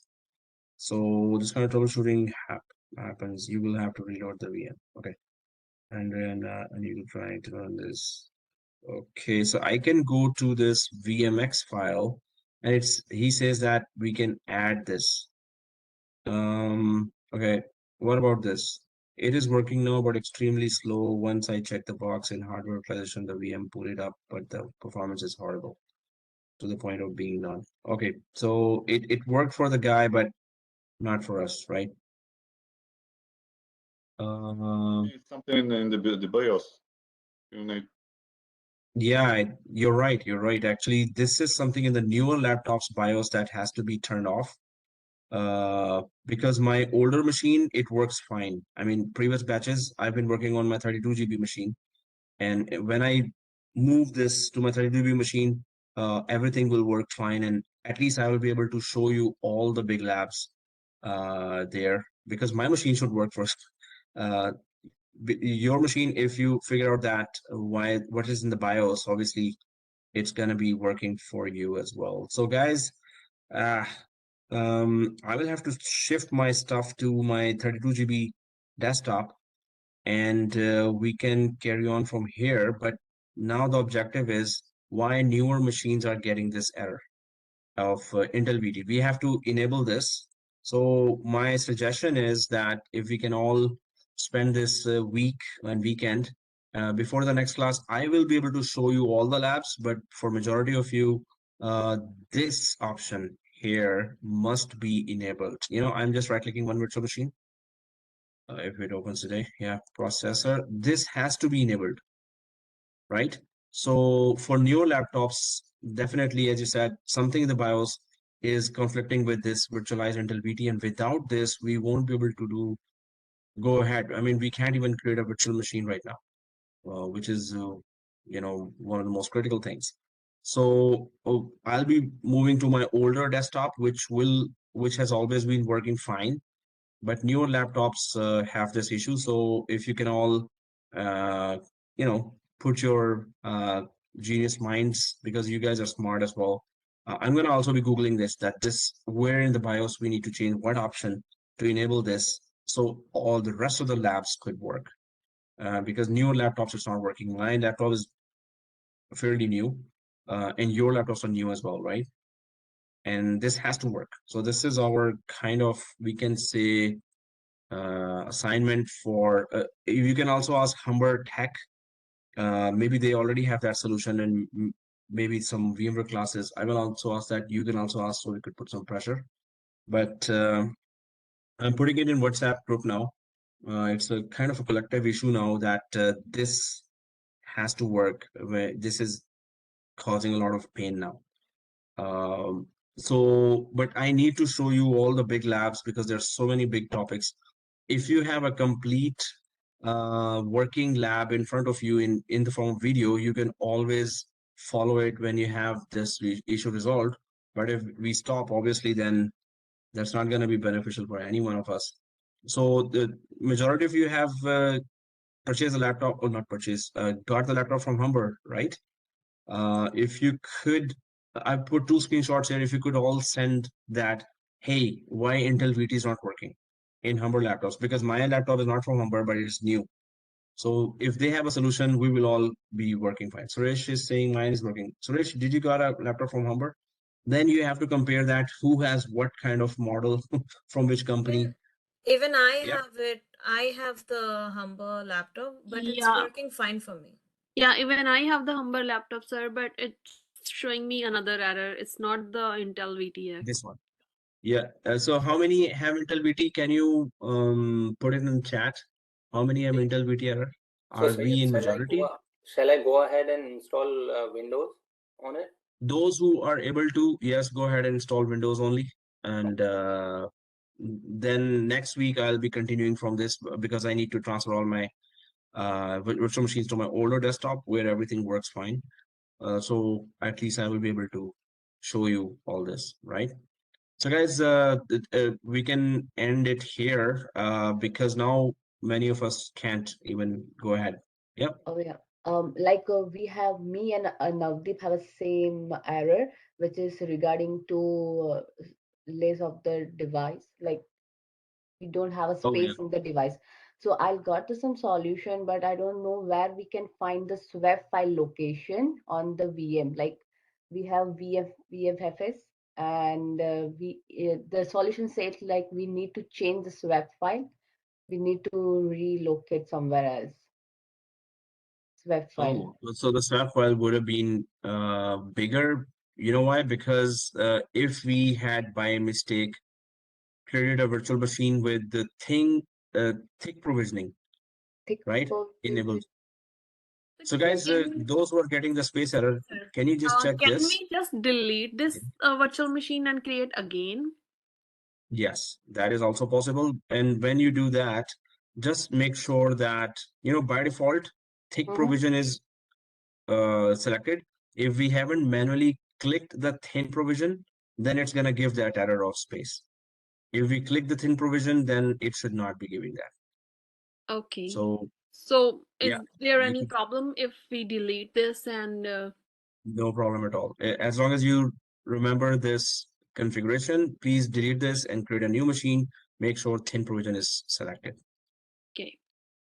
So guys, yeah, ISO image was also copied in the data store. So guys, the thing is that you can all put those who are putting the errors, don't put it on WebEx chat, because as soon as I close this, it will be gone. Can you put all those errors in the WhatsApp chat, right? So it will be in our record. Also, if we can all send those who are getting this error, and I think it's a majority, can we send all these screenshots to, hey, our laptop does not support Intel VT for the virtualization. So Humber Tech could have a solution. I'll also check it out, but I have to move my machines to older desktops so I could show you all the labs without any disruption, right? We cannot miss any day troubleshooting this. I have to show you all the labs, and you have to understand and ask questions. We have to carry on, but we have to find the solution for this as well, right? But we cannot stop because of this. I hope you understand that. Like, you have to have a working lab, working video, I mean, for all the how to configure this, how to configure that, while we are figuring out what's wrong with our laptops, right? So let's try to solve it, and let's stay in connection on WhatsApp throughout the week. What Humber Tech told you about Intel VTX, and what I could find out from if we can change anything in the BIOS, right? Let's try to figure out this. And please, can you put your errors in the WhatsApp so we could figure out one by one? What is monitor loop power on field? Evelyn says, I think 2 or 3 more got this monitor loop. We So had it before also. Before we had the Red Hat course, we modified something in the BIOS. Same thing, I guess, to install VirtualBox. I modified in the BIOS before that, and now everything is fine. Oh, can In you share? VirtualBox, if I can remember, it was the type of display. Yes. No, but Intel VT error you got in VirtualBox? It was something about virtualization in the BIOS. We disabled it, and then started the computer and continue installation. Now, now every virtualization application is working fine on our laptops. Are you able to remember what exactly was it in BIOS? I don't, but you can find this on Google, I think. Okay. Yeah, I'll be putting this on Google, and yeah, you're right. This is what, this is only in this batch it happened, and I happened to use my new laptop only this batch. Otherwise, I was using my desktop 32-bit, and I would not have seen any of these errors. But I should not be seeing errors because I need to show everything. Okay, Suresh has Windows installed. Wow. Oh, So okay. yeah, guys. Sayan, could you please tell me which version should I or should I go for Standard. in this Second one. desktop and OS? Okay, thank you. Second one, and avoid first and third. Just second and fourth. So second one. Okay. Which disk provisioning should be Excuse me, selected? please. Palak thin. Yeah. Is it possible to operate the memory of this virtual machine after we finish the installation? Yes. You just have to shut down the machine and then change the memory. Yes, you can do that. Okay. Cool. So guys, yeah, I need to figure out these errors, and definitely I will not be working on this laptop anymore because I need to show all the big labs. So this is not good. At least my machine should be working fine to be able to keep on showing you, and finish the whole course with bigger labs, longer labs before the course finishes. Now, for your laptops, definitely this is concern that why this error is coming for newer laptops. So guys, try to help me as well by Sorry, Googling sir. it, right? Yeah. I Yeah. deleted my virtual machine and I created a new one. Whoever getting the monitor loop error, so it's solved now. You can go for thin provision. Maybe there are missed something. That's why. Because No, it that's was very showing good. me the maximum I can select 65 GB, but Yeah. then I selected 60, so it's not showing any error now. Wow, thank you. Who's this talking? Sorry. Naveed. Oh, Napreet. Okay. So Napreet has given a solution for those who are getting monitor loop. So can you delete your machines, and then when you create a virtual machine, just give it lesser space. We have given 65, so give it 60 and make sure just thin provision, guys. So thank you for this sharing this, Naveed. And okay, Okay. power on. One more question. Now it's power on. So if we are not going ahead with that, so how can I close it now? Um, okay, how to close it? So see this, you have this section here. If it is powered on, then power off button will be clickable. So just Okay. click that to power off. Cool. Okay. Yeah. Okay, guys. Excuse me, So sir, please. How to send the control alt delete? right to the virtual machine. Yes. Okay. See, guys, here. Oh man, my machine is not even started, so I cannot show. If I go here, see this, edit. It's not in edit settings. It's on the corner here. There's an action button. And Yes. within that corner, you will have a long list as well. Third or fourth Yeah. from there is the Control Alt Delete keyboard one. You have to figure it out because I cannot show because my machine is not powered on. I But it's can on see the the top corner action. here. I can see the action Yeah. button, but I do not have that control alt delete. No, like then there are many options down there, right? Yes. The first So is open console in new Windows, then open console in new tab, then reset to native, then power with power first suspend and reset, then guest OS. that's a long list of options. Can you share the Yes. screen? It's on another PC actually, but I can share in the WhatsApp group. I can share the WhatsApp group. The picture, the screenshot. Yeah. Yeah. Okay. You can show the picture, and I will be able to tell. Or if anyone else wants to know how to send Control or Delete, then you can share the screen and I can show you. Otherwise, let's shoot that, but I will be just working from other machines. That's it. Yeah, I've sent the screenshots. Okay, so the screenshot is this. So Moise, can you go for guest OS? Well, inside, if there's a keyboard written, maybe that, because I'm not able to see Yeah, that. So yes. Thank you. It's okay. Guest well, OS, then send keys, then control delete. Yes. Thank you. Welcome. Okay, guys, any questions? Otherwise, we stop the class here. Oh, guys, take one screenshot at least. Today, you need to upload something, right? So, take a screenshot of this screen. If your virtual machine is working, it's okay. Take that screenshot. If your virtual machine is having error, take a screenshot of that.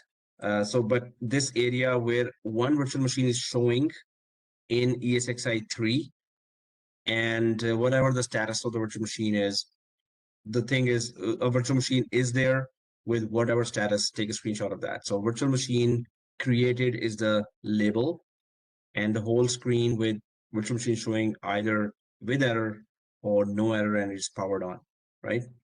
But your virtual machine should be showing on the left side like this, and E6i3 is showing like this, right? So I'm gonna just put that screenshot number here, screenshot 1. So it's gonna be one screenshot, and it's a VM created inside ESXi03. So that's the label. Go ahead and give this label. And obviously your name should be showing there. Those who are following, if you're not following for now, take this screenshot, but later replace it with your name screenshot during the week when you follow the video. Sorry, sir. I think we created in 02. Which is okay, no problem. Okay. So guys, there's one screenshot I took, put a sample there as well in the group, and I'll move my machines to the desktop, so I will continue, but we can also work together during the week to sort out what's going on with the Intel VT error, right? But I have to continue with showing you the lab on the other laptop. I cannot stop, obviously. There's limited classes. Always 15 is not enough for this huge course. So, okay, guys, this is one screenshot, and have a nice weekend. Try to troubleshoot and let's work together on this. What could be the solution? Try that solution as well. Today's class, one screenshot. Today's class, one screenshot. Okay. So that screenshot tells me a lot. Like you've reached till here, so you must have gone through all this, right? So that's why even one screenshot tells me a lot. So guys, okay, have a nice weekend and see you next Thursday. Before that, let's figure out this, and I will continue with these labs, so you could have video full of all the labs. Then when your laptop is able to work, you can always follow. But if I'm not able to show, then what's the benefit? Okay, so thank you, sir. When will you upload recordings? Okay, so first recording is yesterday's recording is up there in the on the YouTube.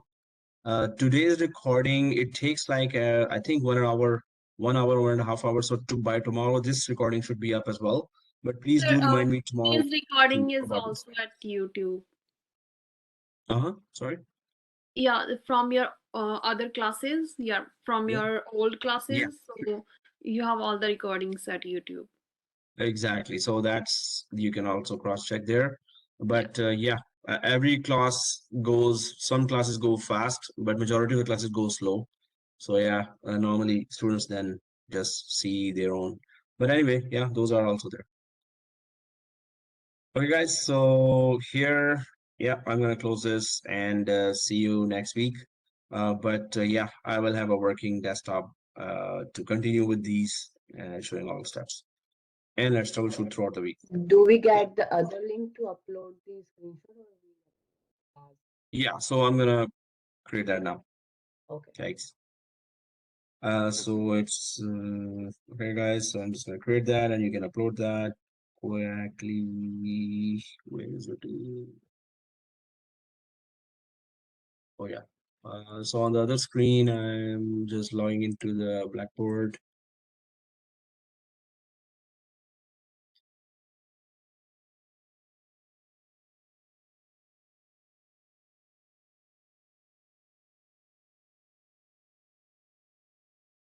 All right, VMware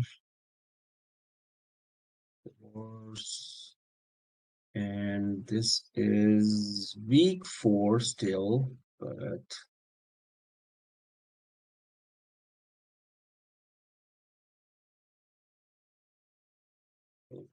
okay. Okay, so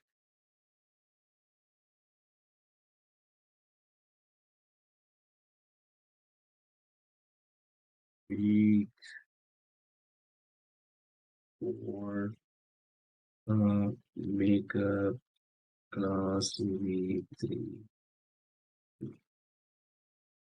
Come on. What is today?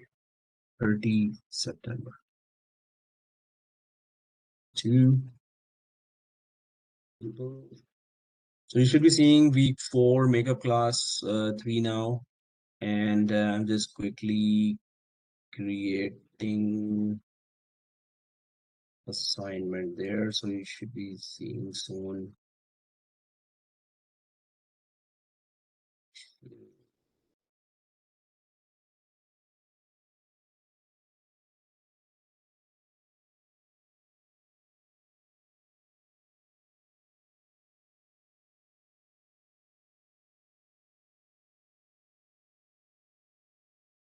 Quickly assignment attempts allowed. And it's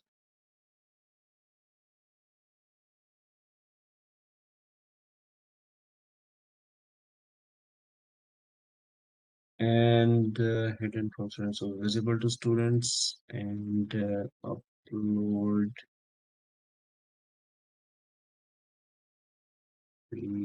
for makeup class. Okay, guys, so are you able to refresh within the Blackboard week 4 makeup class and then upload week 4 makeup class? Anyone can confirm that? Are you able to see upload week 4 makeup class? Yes, sir. All right, thank you. Thank you for confirming that. So week 4 makeup class, and 30th September is the date. So go inside there and upload week 4 makeup class. That one screenshot, and see you next week. Good. And have a nice weekend. And you will upload recording. Oh yeah. So guys, if the recordings are not there by tomorrow night, so then can you put it on WhatsApp, right? So I have 2 classes tomorrow as well. One is Microsoft Intune and the other is Microsoft Azure Administration and Security. So back-to-back classes. So hopefully during those, I'll just upload that or at the end of it. Okay, thank you. Thank you, sir. Good night. Thank you. Good night. Thank you. Bye. Have a good night. All right. Thank you. Good night. Good night. Good night, Good sir. night. All right. Good night. Thank you, sir. Thank you, sir. Good night. Thank you. Thank you. Good night. Bye.